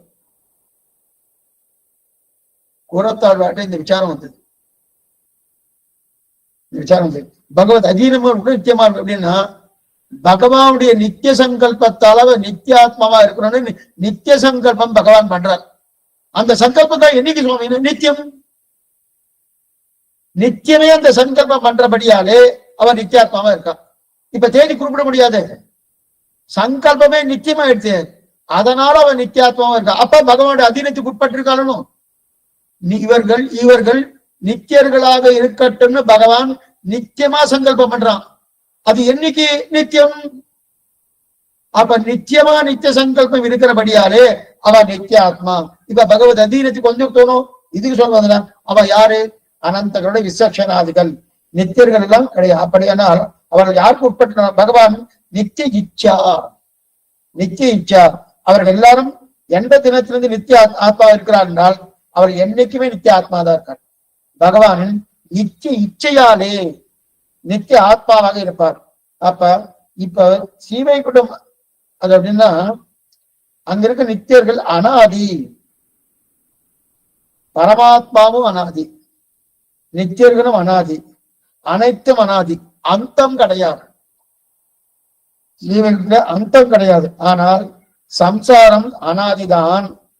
ஆனா ஒவ்வொரு சம்சாரி என்ன பண்ணா முடிவுண்டு. நித்தியசூரிகள்லாம் என்ன பண்ற? அனந்தகளுடைய விசேஷன ஆழ்வாரா அவதரிக்கிறார். அவ எப்படி சங்கல்பத்தால் அவதரிக்கிறார். ஆனா இந்த சம்சாரம் அனாதியா இருந்தா கூட ஒவ்வொருத்தனும் சம்சாரம் முடிஞ்சு போனாமோனும் படியேன்னு கல்வி போறேன், நீங்களும் கல்வி போறேன் அப்படிங்கச்சே அந்தம் உண்டு. ஆனா அந்த மாதிரி அந்தம் நித்திய விபூதிக்கு உண்டான கிடையாது. எப்போ அங்கேதான் இருக்கும். சரி, இப்போ நித்தியாத்மா பரக்கரால சுவாமி அவதாரம் பண்றாரு. அனந்தகட விசேஷனாதிலாம் ஆதிசேஷன் ஆழ்வார் வரத்துக்கு முன்னாடியே ஆதிசேஷன் திருப்புலி ஆழ்வாரா வந்து அவதாரம் பண்ணாரணும். ஆதிசேஷன் திருப்புலி ஆழ்வார் அவதாரம் பண்ணாரணும். ஆதிசேஷன் தான் ராமானுஜர் அவதாரம் பண்ணாரணும். ஏன் விஸ்வக்ஷேனர் தான் நம்மாழ்வாரா அவதாரம் பண்ணாரணும். சார்ங்கம் என்கிற அந்த சார்ங்கத்தை அம்சமாக சுவாமி திருமங்கையாழ்வார் அவதாரம் பண்ணாரணும். கருடனின் அம்சமாக பெரியாழ்வார் அவதாரம் பண்ணாரணும். மதுரகவி ஆழ்வார் அவதாரம் பண்ணாரணும். சக்கரத்தின் அம்சமாக திருமேஷி ஆழ்வார் அவதாரம் பண்ணாரணும். அவெல்லாம் பண்ணாரணும். அப்பெல்லாம் எப்படி சுவாமின்னா அவெல்லாம் இச்சா அப்ப பகவான் அவதாரம் பண்ணுமா போலி இச்சையால் தான் பிறக்கிறார்கள். எப்படி இச்சை? பகவத் இச்சையால். நித்தியர்கள் பகவத் இச்சையால் இருக்கிறார்கள். இச்சப்பட்டவராக இப்படிப்பட்ட பத்தன் என்ன, முக்தன் என்ன, நித்தியன் என்ன, 3 பிரிவுகள் நிரூபிக்கப்பட்டன. ஆட முடிச்சுட்டே சுவாமி இது வரைக்கும். அப்ப முக்தா ஜீவாத்மா முன்னிட்டு 8வது அவதாரம் முன்னிட்டு. இனி 9வது அவதாரம் பகவான் ஈஸ்வரன். அதுக்கப்புறம் 10வது அவதாரம் அத்ரவியம். 2 இருக்கு. இப்ப 9வது அவதாரம் என்னன்னு பார்ப்போம். இப்ப இது வரைக்கும் பார்த்தது என்ன? முதல்ல பிரத்யக்ஷம், சப்த பிரமாணம், அனுமான பிரமாணம், அதுக்கப்புறம் வந்து பிரத்யக்ஷ பிரமாணம், 3 அவதாரிக்கை. அதுக்கப்புறம் பிரமேயத்துல, அது பிரமாணத்துல, அதுக்கப்புறம் பிரமேயத்துல 7 அவதாரங்கள். அந்த 7 அவதாரங்களிலே கிட்டத்தட்ட நம்ம வந்து 5 அவதாரத்தை முடிச்சிட்டோம். இன்னும் 2 தான் இருக்கு. 2ல என்ன பேலன்ஸு? 1 ஈஸ்வரன், மற்றொன்று அத்ரவியம். திரவியத்துல 6, திரவியத்துல 6ல 5 முடிச்சிட்டோம். 5 பார்த்துட்டோம். முடிச்சுட்டோம்னு சொல்றதை கேட்ட பார்த்தோம். ஏதோ அப்படி தொட்டுதான் பார்த்துருக்கோம், பூர்த்தியாலாம் பார்க்கல. அவர் என்ன சொல்லியிருக்காரு அதை சொல்லிட்டேன். இன்னும் நிறைய பார்த்துருக்கலாம், நாடி இல்லாதபடி இருக்கு. இப்ப 9வது அவதாரம் ஈஸ்வர அவதாரம். ஈஸ்வர அவதாரம் சர்வ ஜகத்துக்கும் காரணமாய் இருக்கிறார். எக்ஸலண்டான ஒரு விஷயம். நல்ல அவதாரிகள் என்ன அவசரமா வச்சிருக்கார். சர்வ ஜகத்துக்கும் காரணமாய் இருக்கிறார். அது மட்டும் இல்ல, அனைத்துக்கும் ஆதாரமாக இருக்கிறார். சர்வ ஜகத்துக்கும் காரணமாய் அனைத்துக்கும் ஆதாரமாய் சர்வேஸ்வரனாய் சர்வசேஷியாய் இருக்கிறார். சர்வசேஷியாக சர்வ ஜகத்துக்கும் எல்லா ஜகத்துக்கும் 17 லோகங்கள் என்ன, அண்ட கடாகங்கள் என்ன, என்னென்ன உண்டு அத்தனைக்கும் இவர் காரணம். அது மட்டும் இல்ல, அனைத்துக்கும் ஆதாரம். இவர் தான் தாங்குகிறார், ஆதாரமா இருக்காரு. சர்வேஸ்வரனா இருக்காரு. ஈஸ்வரன்னா இவர் தான். சர்வசேஷி, எல்லாருக்கும் தலைவரா இருக்கிறார். அதுக்கு மேல சர்வசப்த வாட்சனாய், எல்லா சப்தங்களாலும் சொல்லப்படுபவனாய் பகவான் இருக்கார். அகர முதல எழுத்தெல்லாம் ஆதி பகவன் அப்படின்னா எல்லா சப்தமும் பகவான் சொல்லணும். சர்வ வியாபகனாகவும் இருக்கார். எங்கும் வியாபித்திருக்கக்கூடிய தன்மை. எங்க பார்த்தாலும் எங்க இருப்பார். எங்குமுடன் கண்ணன் என்ற மகனை காய்ந்து இங்கு இல்லையா என்று இரணியன் தூண்படி பேர்ந்திருக்கிறார். சர்வ வியாபகனா இருக்கிறார். அப்படிப்பட்ட யாரு? பிரம்மமும் ஆத்மா. ஆனால் சர்வஜனான ஆத்மா, அதுவும் ஆத்மா தான். ஜீவா பரமாத்மா சர்வஜனான ஆத்மா அப்படின்னா அனைத்தையும் தன்னோடு கூடவே சேர்த்து வைத்து இருக்கக்கூடிய பரமாத்மா. அனைத்தையும் தனக்கூடவே இருக்கார். நாமெல்லாம் அப்படி கிடையாது. என் சரீரம் மட்டும் தான் கிட்ட இருக்கும், மற்றதெல்லாம் கிடையாது. என் சரீரம் கூட, சரீரம் வேறு, நான் வேறு. ஆனா பகவானுக்கு அனைத்தும் அவர் தான். அவர் செல்பிஷா இருக்கலாம்னு தாழ்வா இருக்கலாம். அவர் செல்பிஷா இருந்தா நமக்கு நல்லது. செல்பிஷனா தன்னை தானே பாதுகாத்து தோன்றாருன்னா நம்மளை பாதுகாக்கிறான்னு அர்த்தம். எதுவும் சொல்ல வந்தேன்னா, அப்படி இருக்கும்போது அனைத்தையும் தன்னோடு குழுவை சேர்த்து வைத்துக் கொண்டிருக்கிற பரமாத்மா. ஆக ஆத்மா பரமாத்மா இரண்டும் ஒரே ஜாதிமையில் ஒற்றுமை இருக்கின்றார். ஆத்மாவுக்கு இருக்கக்கூடிய தன்மை பரமாத்மாவுக்கு இருக்கு, ஒற்றுமை இருக்கு. ஆத்மா என்ன பண்ணும்? பரமாத்மா என்ன பண்ணும்? அப்ப நம்மையும் சொல்லும் போது பரமாத்மாவையும் சொல்லும் போது ஜாதியில ஒற்றுமை இருக்கு. என்ன சுவாமி? ஸ்வயம் பிரகாசம் ஸ்வஸ்மய பிரகாசம் ரெண்டுக்கும் உண்டு. இது முன்னாடி நம்ம பார்த்திருக்கோம். ஜீவாத்மானையும் பார்த்திருக்கோம், தர்மபூத ஞானத்திலையும் பார்த்திருக்கோம். ஸ்வயம் பிரகாசம் தானே ஒளிவிடம், தனக்கு ஒளிவிடம். ஜீவாத்மாவும் பரமாத்மா இருக்கு இல்லையா? அப்பனா ஒரே ஜாதி. ஞானமயமா இருக்கும், ஞானம் உடையதாக இருக்கும். அப்ப ஒரே ஜாதி. நாமெல்லாம் சேத்தனர்கள். பகவான் பரமச்சேதனன். நாம சேத்தன சைத்தன்யம் இருக்கக்கூடிய ஜீவாத்மா. சைத்தன்யம் ஞானம். சைத்தன்யான்னு பேர் வச்சுப்பா சில பேர், இருக்கான்னு தெரியாது. அப்ப சைத்தன்யம் இருக்கக்கூடிய ஞானம் இருக்கக்கூடிய ஜீவாத்மா அவரு. அப்ப சேத்தனன்னு பேரு. பகவான் பரமச்சேதனன். நாம் ஆத்மா. இது என்னன்னா பெருமை பாருங்க பரமாத்மாவுக்கு. நாம சேத்தனம்னு சொன்னா அவர் பரமச்சேதனன். நாம் ஆத்மான்னு சொன்னா பகவான் பரமாத்மா. நாமெல்லாம் தத்துவங்கள் சொன்னா பகவான் பரதத்துவம். அதற்கு நாமெல்லாம் பிரம்மர்கள் சொன்னா அவர் பரபிரம்மம். அப்படி வராது. இது யானைக்கு குதிரைக்கு குர்ரம், யானைக்கு எறம்னு சொல்ற மாதிரி. தெலுங்குல குதிரைக்கு குர்ரம்னு வாங்க, குர்ரம் அப்படின்னா குதிரைன்னு அர்த்தம். உடனே ஒருத்தர் என்ன பண்ணாரு, சுவாமி யானைக்கு சுவாமி எறம் அப்படின்னாரு. யானைக்கு எறம் கிடையாது, அதுக்கு வேற பேர். எதுக்கு? அதே போல இங்க ஒவ்வொன்றும் நாம் ஆத்மானா அவர் பரமாத்மா, நான் தத்துவங்கள்னா அவன் பரதத்துவம். அதே போல நம்ம பிரம்மர்கள் அப்படின்னு வச்சுட்டா அவ பரபிரம்மன் வச்சுக்கலாம்னா அப்படி சொல்லக்கூடாது.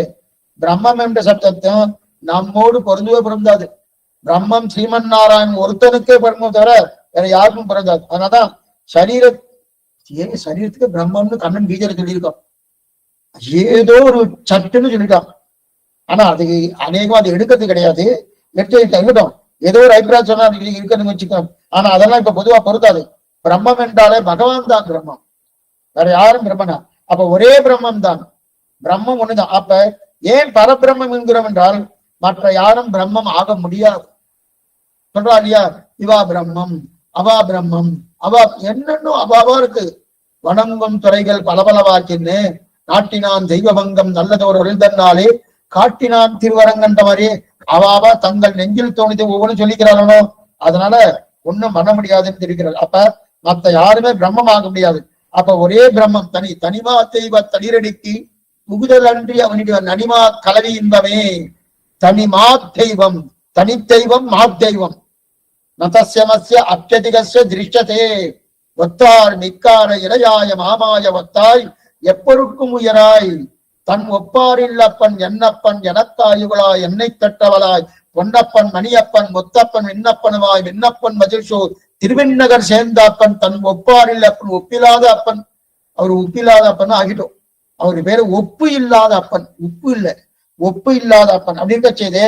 அப்ப பகவான் அவனே தனி பிரம்மம், உயர்ந்த பிரம்மம் அப்படின்னு தெரிவிக்கிறார் இல்லையா? அப்ப உயர்ந்த பிரம்மன்றதுக்காக பரபிரம்மம் சொல்றான். உயர்ந்த பிரம்மன் இருக்கா பரபிரம்மன்னா. அப்ப பகவான் தான் உபாதான காரணமாகவும் நிமித்த காரணமாகவும் சககாரி காரணமாகவும் பகவான் தான் இருக்கார். 3 வித காரணம், 3 வித காரணமா பகவான் இருக்க. சாதாரணமா உபாதான காரணமா ஒண்ணு இருக்கும், சககாரி காரணமா ஒண்ணு இருக்கும், நிமித்த காரணமா ஒருத்தர் இருப்பார். அப்படிதான் இருக்குமே தவிர 3 ஒருத்தரா இருக்க முடியாது. ஒண்ணு வேண்டாம், ஒரு பானை பண்ணணும். பானை பண்றதுக்கு 3 நிலைகள் இருந்தா தான் பானை பண்ண முடியும். நிமித்தம்னு ஒருத்தர் இருக்கணும், சககாரின்னு ஒண்ணு இருக்கணும், அது உபாதானம், அதுக்கு ரா மெட்டீரியல் இருக்கணும். பானை பண்றதுக்கு மண் வேணும், மண் தான் உபாதான காரணம்.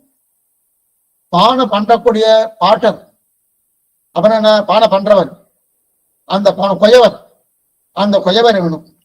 அதுக்கப்புறம் கொயவரும் மேற்கொண்டு மண் இருந்தா மட்டும் போராது, அந்த பானை பண்றதுக்கு உண்டான இன்ஸ்ட்ருமெண்ட்ஸ் தண்டி தறி சக்கரம் அதெல்லாம் இருக்கணுமோ, அதெல்லாம் உபாதான காரணம்னு பேரு. அப்ப இந்த 3 காரணங்கள் இருந்தாதான் பானையே பண்ண முடியும். அதே போல இந்த ஜெகத்தை சிருஷ்டிக்கணுமோ, ஜெகத்தை சிருஷ்டிக்கிறதுக்கு 3 காரணங்கள் இருக்கணும். அப்ப உபாதான காரணம்னு ஏதோ ஒண்ணு இருக்கணும், நிமித்த காரணம்னு ஸ்ரீமன் நாராயணன் இருக்கான்னு வச்சுக்கோ, இருக்காரு. சககாரி காரணம் வேற ஏதோ ஒண்ணு இருக்கணுமோ, அந்த மாதிரி ஒரு ஜெகத்தை சிருஷ்டித்தாரனா கிடையாது. 3மே பகவான். சுவாமி அப்பனா மண்ணாவும் பகவான் தான் இருக்காரா? ஆமா. தண்டி தறி சக்கரமாவும் பகவான் தான் இருக்காரா? ஆமா. கொயவனாவும் பகவான் தான் இருக்காரா? ஆமா. இதுதான் நிமித்த காரணம், உபாதான காரணம், சககாரி காரணம்னு பேரு. இந்த 3 காரணங்களாகவும் பகவான் தான் இருக்கார். அந்த இதுக்கு சொல்ல வந்து என்ன, இந்த 3 சுவாதீன திமித்த சேதனா சேதன ஸ்வரூப சிதி பிரவர்த்தி வேதம் தெரிவிக்கிறார். அதுக்கு சொல்ல உபாதான காரணம், நிமித்த காரணம், சகாகார காரணம் அது இருக்கிறார். அதுக்கு மேல இருந்தினம் இந்த 3 காரணம் வந்துட்டு வரணும். விகாரம் ஒரு மனம் வராது. விகாரம்னா என்னது? ஒண்ணு இன்னொன்னா மாறுறதுன்னு. பகவான் தான் மாறணும். இப்ப பகவான் தான் மண்ணு, மண்ணு மாறினாதான் குடமாகும் இல்லையா? தண்டு சக்கரம், தண்டு தறி சக்கரம் கொம்பு அதெல்லாம் பண்ணாதான் குடம் வரும். பயமும் பண்ணாதான் குடம் வரும். அப்படி இருக்கிறது ஒண்ணு மாறணுமோனோ, அந்த மாறியாச்சுன்னா பகவானுக்கு விகாரம் வரணுமே, அவர் மாறணுமே. அந்த விகாரம் இருக்கான்னா விகாரம் வராது, விகாரம் வராது. சாஸ்திரமே சொல்றது அவிகாராய சித்தாய நித்யாய பரமாத்மனே சதைக ரூப ரூபாய விஷ்ணவே சர்வதிஷ்டமே தெரிவிக்கிறார் இல்லையா? அப்ப அவருக்கு விகாரம் கிடையாது, மாறுதலுக்கு உட்படுகிறார். ஆனா எப்படி மாறுறான்னு பாருங்க. சேதனா சேத்தன விசிட்ட பிரம்மமாக இருக்கிறபடியாலே சித்தன்ன அச்சித்தன்ன பகவானுக்கு சரீரமா இருக்கு. நம்முடைய சரீரமும் ஆத்மாவும் பகவானுக்கு சரீரமா இருக்கு. அப்ப அதுதான் மாறுதல் கூப்பிடுறது. அவர் மாறல, அவருடைய சரீரம் தான் மாறுது. அவர் மாறுறாரா இல்லையா? பிரம்மஸ்வரூபம் மாறாது. பிரம்மஸ்வரூபம் பிரம்மத்துக்கு சரீரமாக இருக்கக்கூடிய சூஷ்மமாக இருக்கக்கூடிய சேத்தனா சேத்தனங்கள்லாம் ஸ்தூலமாகும்.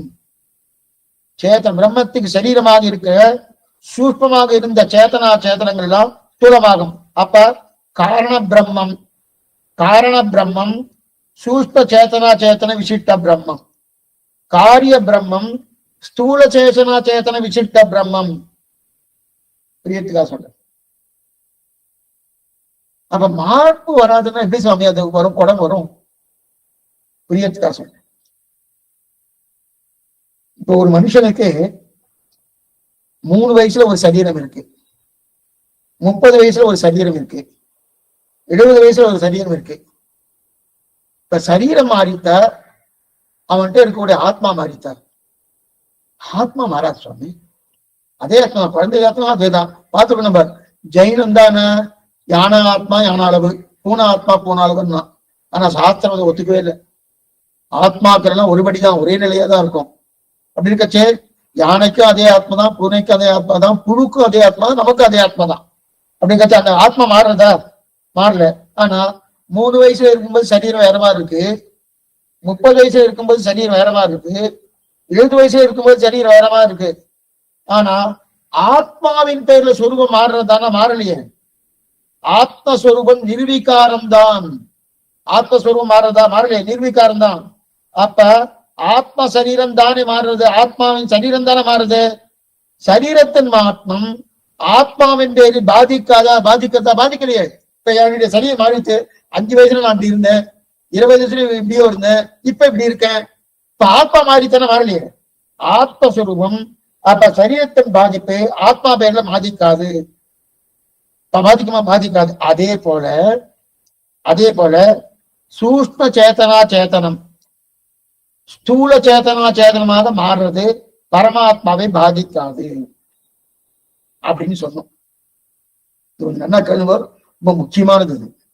இப்ப சூஷ்ம சேத்தன அச்சேதனம், சூஷ்ம சேத்தனா சேத்தனம் என்ன அர்த்தம்னா, பகவானுடைய சரீரம் சூஷ்மமா இருக்கு, சேத்தனம் அச்சேதனம். சேத்தனம் என்று சொல்லக்கூடிய ஜீவாத்மா, அச்சேதனம் என்று சொல்லக்கூடிய சரீரம், மற்றது எல்லாமே அப்படி இருக்கச்சே இந்த என்ன எடுத்து தூளமா எடுத்து நல்லா பெருசா எடுத்து பெருசானோன்னு பரமாத்மா பாதிக்குமா? பாதிக்காது. இந்த சரீரத்தான மாறுறது, பரமாத்மா பாதிக்காது அப்படின்னு சொன்ன ஒண்ணு இதுல ஒரு சந்தேகம் வரும். இதுல ஒரு சந்தேகம் நமக்கு வரும். சரி சுவாமி, எடுத்துக்கொண்ட திருட்டாந்தம் சரீரம் மாறினால் ஆத்மாவுக்கு பாதிப்பு இல்லைன்னு சொல்லி, ஆமா நம்முடைய சரீரம் தானே மாறுறது, இந்த சரீரம் தான் மாறுது, ஆத்மாவுக்கு பாதிப்பு இல்லைன்னு சொல்லி. ஆனா இன்னொரு பக்கம் நாம் ஒரு கேள்விப்படுகிறோம். இந்த சரீரத்தில் பிறவி எடுத்ததினால்தான் ஆத்மா எல்லா துன்பத்தையும் படுகிறான். இது மாறினால் அவர் மாற மாட்டாரா? அதற்கு என்ன பாருங்க, இப்ப இந்த ஆத்மா அடி கஷ்டப்படுறேன், நீங்க ஏதோ கஷ்டப்படுறேன்னா ஆத்மா கஷ்டப்படுறதா சரீரம் கஷ்டப்படுறதா? ஆத்மா தான் கஷ்டப்படுறது. ஆத்மாவே இல்லைன்னு வச்சுக்கேன், அடிச்சா வலிக்குமா? வலிக்காது. அவர் கிளம்பி விட்டார் சுவாமி, அவர் ஏழை கலந்து போயாச்சு, ஆத்மாங்க இப்ப இவர் தான் இருக்கார், சரீரம் தான் இருக்கு, அடி போட்டு அடிச்ச வலிக்குமா? வலிக்காதணும். அப்ப நீங்க சொல்ற மாதிரி வாஸ்தவம் தான், சரீரம் தான் மாறுறது, சரீரம் ஆனாலும் ஆத்மாவுக்கு பாதிப்பு இல்லைன்னு சொல்லி. ஆனா இதுல என்ன தெரியுதுன்னா, இந்த சரீரத்தை பிறவை எடுத்தவனே ஆத்மா தானே எல்லா துன்பமும் படுகிறார். அடிச்சா வலிக்கிறதுனா எப்படி, எங்க வலிக்கிறது? ஆத்மா இருக்கிறதுனால வலிக்கிறது. அப்ப ஆத்மா தானே துன்பம் படுகிறார். இது மாறினா அவர் மாற மாட்டாரா? அப்ப இதுக்கு ஜலதோஷம் பிடிச்சா நான் தானே வருத்தப்படுறேன், மூக்கு பிடிச்சிட்டே இருக்கேன்னு நான் தான் வருத்தப்படுறேன்.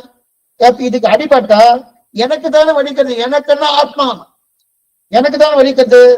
இதற்கு சந்தனம் பூசினா நான் தானே சந்தோஷப்படுறேன், ஆனந்தப்படுறேன். அப்ப சரீரத்துக்கு இருக்கும் விகாரங்கள் ஆத்மா பேரில் பாதிக்கிறதே. இது கேள்வி. நமக்கே தெரியணும், நமக்கு ஒண்ணு வேண்டாம், இன்னொரு 10 நிமிஷம் சுவாமி முடிக்கலன்னா நம்பிட்டோமா அப்படின்னு போறோமணும். ஏன்னா 6 மணி 6 ஆயிடுத்து அப்படின்னு போறோமணும் அப்படின்னு சொல்லி அப்ப பாதிப்பு வருத்தணும், பாதிப்பு கட்டாயம் இருக்கணும். அப்ப அடிபட்டா எனக்கு தானே வலிக்கிறது, சந்தனம் பூசணும் நான் தானே ஆனந்தப்படுறேன். அப்ப நான் சரீரத்துல இருக்கிற விகாரங்கள்லாம் ஆத்மாவின் பேர்ல பாதிக்கிறத யாரோ ஒருத்தரை பார்த்தா பிடிக்கிறது. அது என்ன சரீரத்துக்கா? ஆத்மாவுக்கு தானே. யாரோ ஒருத்தரை பார்த்தா பிடிக்கல, எதுக்கு? சரீரத்துக்கா? ஆத்மாவுக்கு தானே அப்படின்னு பாதிக்கிறது. அதே போல இப்ப விஷயம், அதே போல பகவானுக்கு சரீரம் தானே சித்தும் அச்சித்தும், அது சந்தேகமே கிடையாது. இப்ப நமக்கு சரீரம் அஜித்து, பகவானுக்கு சரீரம் சித்தும் அச்சித்தம். அப்ப சித்தம் அச்சித்தம் விகாரம் அத்தனையும் அப்ப பரபிரம்மத்தையும் பாதிக்குமே. நீங்க என்ன திருட்டாந்தம் சொன்னீர்? இதுல இருந்து இது பாதிப்பு இல்லை. எனக்கு 3 வயசு ஆச்சு, சரீரம் தான் மாறித்து, ஆத்மா மாறல. 30 வயசுல சரீரம் தான் மாறித்து, ஆத்மா மாறல.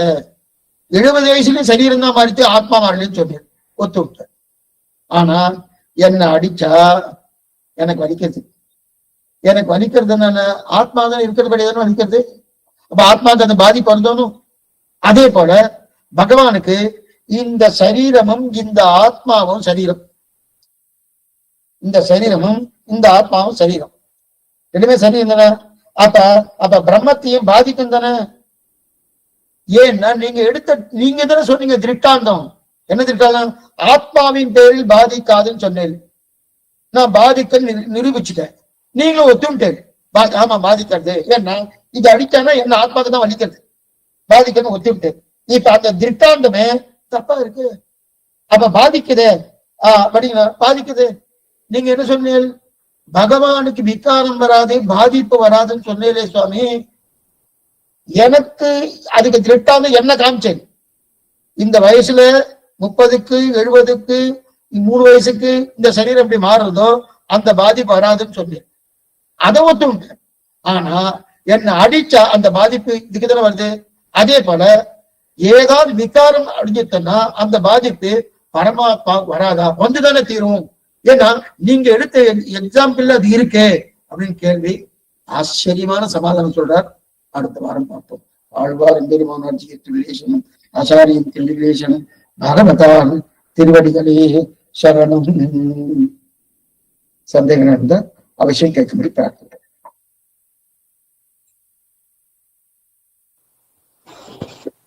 அடியன் சுவாமி. சுவாமி, இப்ப இந்த அர்ச்சராதி இதுல போறதுக்கு ஒரு சூக்ஷ்ம சரீரம் வேணும், அது அது அப்படின்னு சொன்னேல. இந்த ஸ்தூல இது போயிடும், சூக்ஷ்ம சரீரம் வந்து நம்ம அர்ச்சராத்துல போறதுக்கு வேணும். அப்ப கர்மான்றது ஸ்தூல சரீரத்தை அழிக்காதா? ஸ்தூல சரீரத்தை மட்டும்தான் அழிக்குமா? வாசனையை பூர்த்தியா விரஜானிகளை தீர்த்தமானதான் வாசனையே போகும். வாசனை இருக்கும். அதுக்குதான் அந்த காலி பெருங்காய டப்பா எக்ஸாம்பிள் சொன்னேன். கர்மா போயிடும், கர்ம வாசனை இருக்கும். கர்மா தொலைஞ்சபடியால் தான் அர்ச்சராத்திர போயிட்டு இருக்கார். ஆனா கர்ம வாசனை தொலையல. அந்த கர்ம வாசனை தொலையாதபடியால் தான் சூஷ்ம சரீரம் கிடைக்கிறது. ரொம்ப டெக்னிக்கல் இஷ்யூ இது, தெரியுமா? ஏன்னா எனக்கு சரீரமும் வேணும், அதே நேரத்துல கர்மா இருக்கப்படாது. கர்மா இல்லைன்னா சரீரம் கிடைக்காது, சரீரம் இல்லைன்னா என்னால போக முடியாது அர்ச்சராதி மார்க்கத்துல. டெக்னிக்கல் இஷ்யூ இல்லையே. அதனாலதான் எனக்கு டவுட். அன்னைக்கே பகவான் பண்ணியிருக்காரு பாருங்க. சரீரமும் இருந்தாலும் அதே நேரத்துல கர்மாவும் இருக்கப்படாது. ஆனா கர்மா இல்லைன்னா சரீரம் கிடைக்காதுன்னா ஏதோ வாசனை இருக்கு, அதனால சூஷ்மமான சரீரத்தை கொடுக்குற. அந்த வாசனை தான் விரஜாநிலை தீர்த்த மாட்டோம். இல்ல, என்னுடைய சந்தேகம் என்னன்னா, அந்த வாசனை அதுவும் மறுபடியும் ஒரு சம்சாரத்திலே நம்மள அழுத்துற ஒரு இதுதானே அது. அது எப்படி நம்ம அர்ச்சராதியில கொண்டு போகுது? அதுக்குதான் நீங்க உடனே போயிடுறல, சூரிய கிரணங்கள்ல போயிடுறல, வேற உட்காந்து பயின்று இருக்கல. சூரிய கிரணங்களை உட்கார்ந்து பயின்று இருக்கணும். அந்த அர்ச்சின்ற அந்த இதுல போயிட்டு இருக்கோம். அடுத்த க்ஷணமே போயிடுறோம் நீங்க விரஜைக்கு. போது எத்தனை நாள் ஆகும்? இல்ல, இப்ப இந்த 108 நாடில அந்த 101 நாடியில வந்து சுஷுப்ன நாடி ஒண்ணுல மட்டும்தான் போனா மட்டும்தான் அந்த அர்ச்சராதி மார்க்கம் சொல்றா.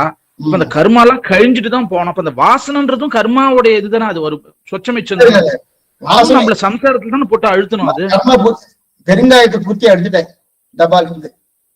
ஆமா, வாசனை இருக்குமா? இருக்கதா? கண்டிப்பா இருக்கும். பெருங்காயம் கொஞ்சம் பெருங்காயத்தோட வாசனை பெருங்காயத்தை கொடுங்கன்னு கேட்டார். கொடுக்க முடியுமா? கொடுக்க முடியாது. ஆனா அந்த வாசனை இருக்கா இல்லையா? இருக்கு. அப்ப பெருங்காயம் இல்ல, ஆனா வாசனை இருக்கு. வந்துருத்தா? இல்ல, என்னோட இது என்னன்னா, அந்த வாசனைன்றதும் அந்த பெருங்காயத்தோட வாசனை தானே. அப்ப கர்ம வாசனைன்றதும் கர்மா தானே. கர்மாவோட அதையும் கழிக்கணுமே, அதையும் கழிக்கணுமே. இல்ல சுவாமி, என்னோட கண்டிப்பா வந்து விரஜா நதியில அந்த கர்ம வாசனையும் போயிடுது, அது உனக்கு நல்லா புரியுது. ஆனா அந்த அர்ச்சராதில போறதுக்கு கர்மாவே இருக்க கூடாது. இல்ல வாசனை கர்மா இல்லையே, கர்ம வாசனை தானே இருக்கு, கர்மா இல்லையே. இப்ப பெருங்காயத்தை எடுத்து கொடுக்க முடியுமா? பெருங்காயம் கண்டிப்பா இல்ல, அது கொடுக்க முடியாது. ஒருத்தர் என்ன பண்ணா, பெருங்காயத்தை கொடுக்க முடியாது, நான் டப்பா வேணா கொடுக்குறேன். டப்பாவை கொடுத்தா உடனே அந்த டப்பாவை கொண்டு போய் அந்த குழம்புல அது காமிச்சோன்னா அந்த வாசனை குழம்பு எடுத்துக்குமா? எடுத்துக்காது. அது பிரயோஜனப்படாது. அப்ப பெருங்காயம் இல்லைன்னு அர்த்தம். அதே நேரத்துல நம்ம முக்குல வச்ச அந்த பெருங்காயம் இருக்கா இல்லையா? வாசனை இருக்கு. வாசனை இருக்கு, ஆனா பிரயோஜனப்படல. அதே இருக்கு, பிரயோஜனப்படல. புரியுது? ஆனா அந்த கர்ம வாசனையால எனக்கு அர்ச்சராதி மார்க்கம் தடைபடல, பிரயோஜனப்படல. அதுதான் என்னுடைய இது. போறதுக்கே கர்மா இருக்க கூடாதுன்னு சொல்றது அப்படி இல்ல போல. எக்ஸாம்பிள் சாஸ்திரமே எடுத்திருக்கு. சுவாமி, நீங்க ஒரு நாள் வேற ஏதோ அர்ச்சராதி அந்த கிரந்தம் இது பண்ணும்போது தான், சேவிக்கும் போது தான் நீங்க சொன்னேன் காலக்ஷேபத்துல ஆச்சாரோட பழகிறது இதெல்லாமே இந்த காலக்ஷேபம் அட்டன் பண்றது இது எல்லாமே நம்ம இது வரைக்கும் ஏதோ ஒண்ணு பாவ புண்ணியெல்லாம் இதோட முடிஞ்சு போயிடும் பூலோகத்தோட. பட் அது கண்டிப்பா நம்ம கூடயே வரும் அப்படின்னு சொன்னேன். அதாவது அந்த அர்ச்சராதி மார்க்கத்துல வர்றதுன்னா ஒருவேளை அந்த இது நம்ம இப்ப காலக்ஷேபம்லாம் அட்டன் பண்ற அந்த பலம் தான் நம்ம அந்த இதுல போதும், அந்த அர்ச்சராதில நம்மள கொண்டு போதும். வாசனைன்றது அது அர்ச்சராஜ கொண்டு போறது பூர்த்தியா பகவத் அனுகிரகம். நாம பண்றதுக்கு ஒண்ணுமே இல்லை, பூர்த்தியா பகவத் அனுகிரகம் தான். அதுல நம்ம ஒண்ணுமே இல்லை. பகவான் தான் ஆதிபாகிகளை வைத்துக் கொண்டு எல்லாத்தையும் ஆக்ஷன் பண்றாரு. நான் பண்றதுனால கிடையாது, கண்டிப்பா கிடையாது. ஆமா, அதுல உங்க கூட்டு அது கிடையாது. பேஸ் கொஞ்சம் கூட மாறக்கூடாது கிருஷ்ணா, ஞாபகம் வச்சுக்கணும். பேஸ் ஏதாவது ஒன்று சொன்னா கூட நீங்களே ஒரு சாமி நீங்க தப்பா சொல்றேன்னு தைரியமா சொல்லலாம். பேஸ விட்டுட்டு நான் சொன்னேன்னா அந்த அதான் காலட்சேப அதிகாரிக்கு பேஸ் நல்லா தெரியணும்.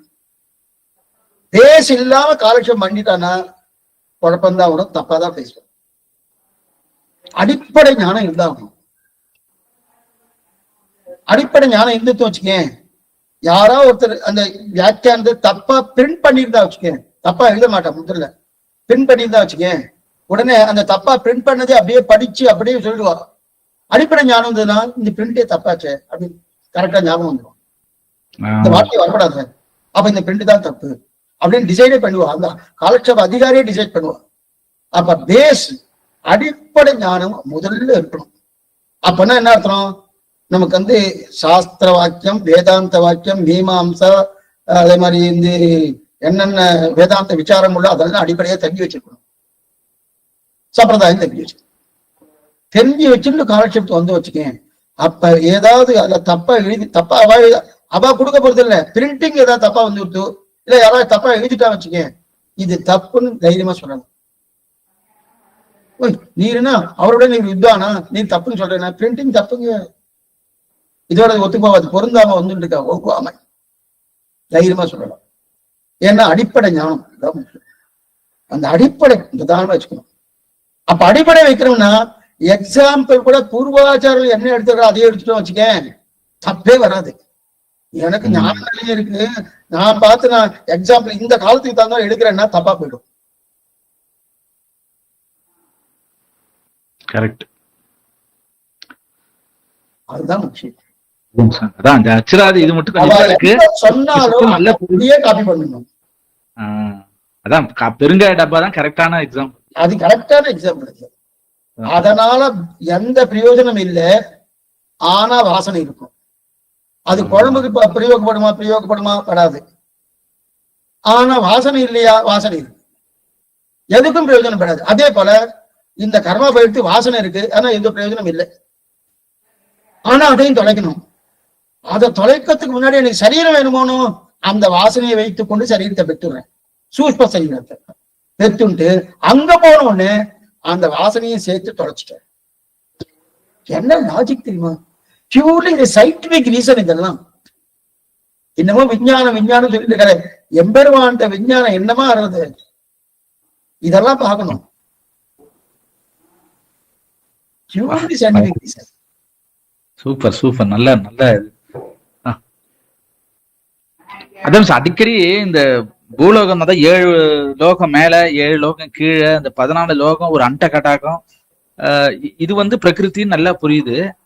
அதுக்கு கர்மா, நம்மளோட கர்மா காரணமா இருக்கு. இதோ இந்த அண்ட கடாகத்துல ஏதாவது ஒரு இடத்துல நம்ம போய் இருக்கிறதுக்கு கர்மா காரணமா இருக்கு. அது பிரம்மா வர அவரு வரைக்குமே அந்த கர்மான்ற அந்த இந்த அர்ச்சிராதின்றது பூலோகம் இந்த அண்ட கடாகத்திலயும் வரல, அங்க ஸ்ரீ வைகுண்டமும் கிடையாது. அது ஒரு மாதிரி ரெண்டு கட்ட இதுல ரெண்டுத்துக்கு நடுவுல இங்க அர்ச்சராதி லோகம்லாம் இந்த அண்ட கடாகத்துக்குள்ளதான் இருக்கு. அப்படி லோகங்களும் இந்த அண்ட கடாகத்துக்குள்ளதான் இருக்கு. ஆனா அதுக்கு ஒரு ஸ்பெஷல் ஸ்டேட்டஸ் கொடுக்குற மாதிரி இருக்கு. கர்மா இல்லன்னு வருது, கர்மா இருக்க மாதிரியும் வருது. ரெண்டும் அண்ட கடாகத்துக்குள்ளதான் இருக்கு. பிரம்மாலோக பிரகிருதி மண்டலத்தை தாண்டி விரஜா நதிக்கு போனாதான் அண்ட கடாகம் தனியா ஸ்ரீவைகுண்டம் தனியா பிரியறது. அது பிரிக்கிறது எதுன்னா விரஜா நதி. பிரிக்கிறது விரஜா நதி. அந்த விரஜா நதி மத்தியமமா இருக்கு. விரஜா நதிக்கு இந்த பக்கம் 17-14 பிரகிருதி மண்டலம், இந்த பக்கம் ஸ்ரீவைகுண்டம். ஸ்ரீவைகுண்டம் அந்த ரோடு வந்து அர்ச்சராதி மார்க்கம். அது அர்ச்சராதி மார்க்கம் அண்டகடாகத்துக்குள்ளதான் இருக்கு. அண்டகடாகத்துக்குள்ளதான் இருக்கு. இல்ல அதாவது அப்ப வந்து நல்லா தெரியுது சொன்னேன். அது வந்து அண்டகடாகத்துல இருக்குன்னு தெரியுது. பட் நம்மளுடைய இது வந்து அது தாண்டி போறோம்ல, அது விரஜா நதி வரைக்கும் கொண்டு போகுது இல்ல. மத்த எந்த லோகத்திலயும் விரஜா நதி வரைக்கும் போறது இல்ல. நம்ம பிரம்மா லோகத்திலே போனோம். அப்ப இது மட்டும் ஒரு ஸ்பெஷல். இது இப்ப பூலோக வைகுண்டம் சொல்றல சுவாமி ஸ்ரீரங்கத்தை, அது வந்து அது மாதிரி இங்க இருக்கிறதால அது பூலோகம். ஆனா அது வைகுண்டத்துக்கு ஈக்குவலா அதே நேரத்துல வைகுண்டம் கிடையாது. அப்ப பூலோக வைகுண்டம் அப்படின்ற மாதிரி ரெண்டும் கலந்த இதுவா இருக்கு. இந்த லோகத்திலயும் இருக்கு, அதே நேரத்துல அந்த லோகத்துக்கு அது லீட் பண்ணுது, அதே நேரத்துல அந்த லோகத்தோடைய இதுவும் கிடையாது. இது ஒரு மாதிரி இதுவா இருக்கு. ரொம்ப அது பாருங்க எவ்வளவு பெருமாள் அழகா டிசைன் பண்ணிருக்காரு. வாசனையை மட்டும் வச்சுட்டு நம்மள போறதுக்கு ஒரு இது கொடுத்து, அப்பா அது அப்படியே ஒரு டிராமா தான். அது டிராமா தான். அதான் நல்ல அடியேன்னு சொன்ன. இதுல வேற நமக்கு வந்து பரபக்தி பரஞானம் வந்து அங்கதான் சித்திக்கணும் வேற சொன்னீங்க. அந்த இது வந்து பரஞானம் வருது பரபக்தி அங்க போனதுக்கு அப்புறம். அப்ப அது வேற இருக்கு. அந்த ஜேர்னில வந்து அந்த பரஞானம்ன்ற அந்த தரிசனம் நமக்கு சாட்சாத்காரம் கிடைக்குது மானசீகமா. இவ்வளவு விஷயங்கள் இருக்கு. அப்ப அடியன் சுவாமி தன்யஸ்மி சுவாமி. இந்த வாரத்துக்கு இந்த 2 நாள் தானா, இந்த 2 செஷன் தானா? வேற நடுவுல வேற ஏதாவது வாரம் சனிக்கிழமை முடியுமான்னு பாக்குறேன். ஏன்னா இதுல வந்து நாளைக்கு ஒரு சன்னதி கைங்கரியம் இருக்கு. வியாழக்கிழமை சதகலச தெரிஞ்சன்னு திருப்பரம்பூத்தூர்ல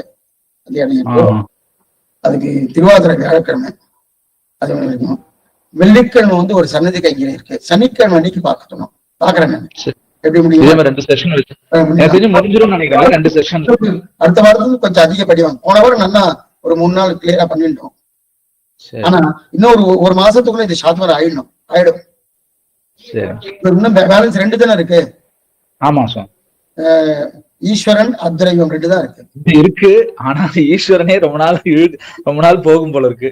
ஏன்னா இப்ப ஜீவாத்மாக்கு இவ்வளவு சொல்லிருக்கேன். இது வேற பரமாத்மா இன்னும் பெரியவரு. அடுத்த மாசம் சுவாமி கைங்கரியம் பாருங்க. ஐடியாக்கா கேட்டுக்கிறேன் முடியும். இந்த வாரத்துல இன்னொரு 2 செக்ஷன் பண்ண முடியுமான்னு பாக்குறேன்.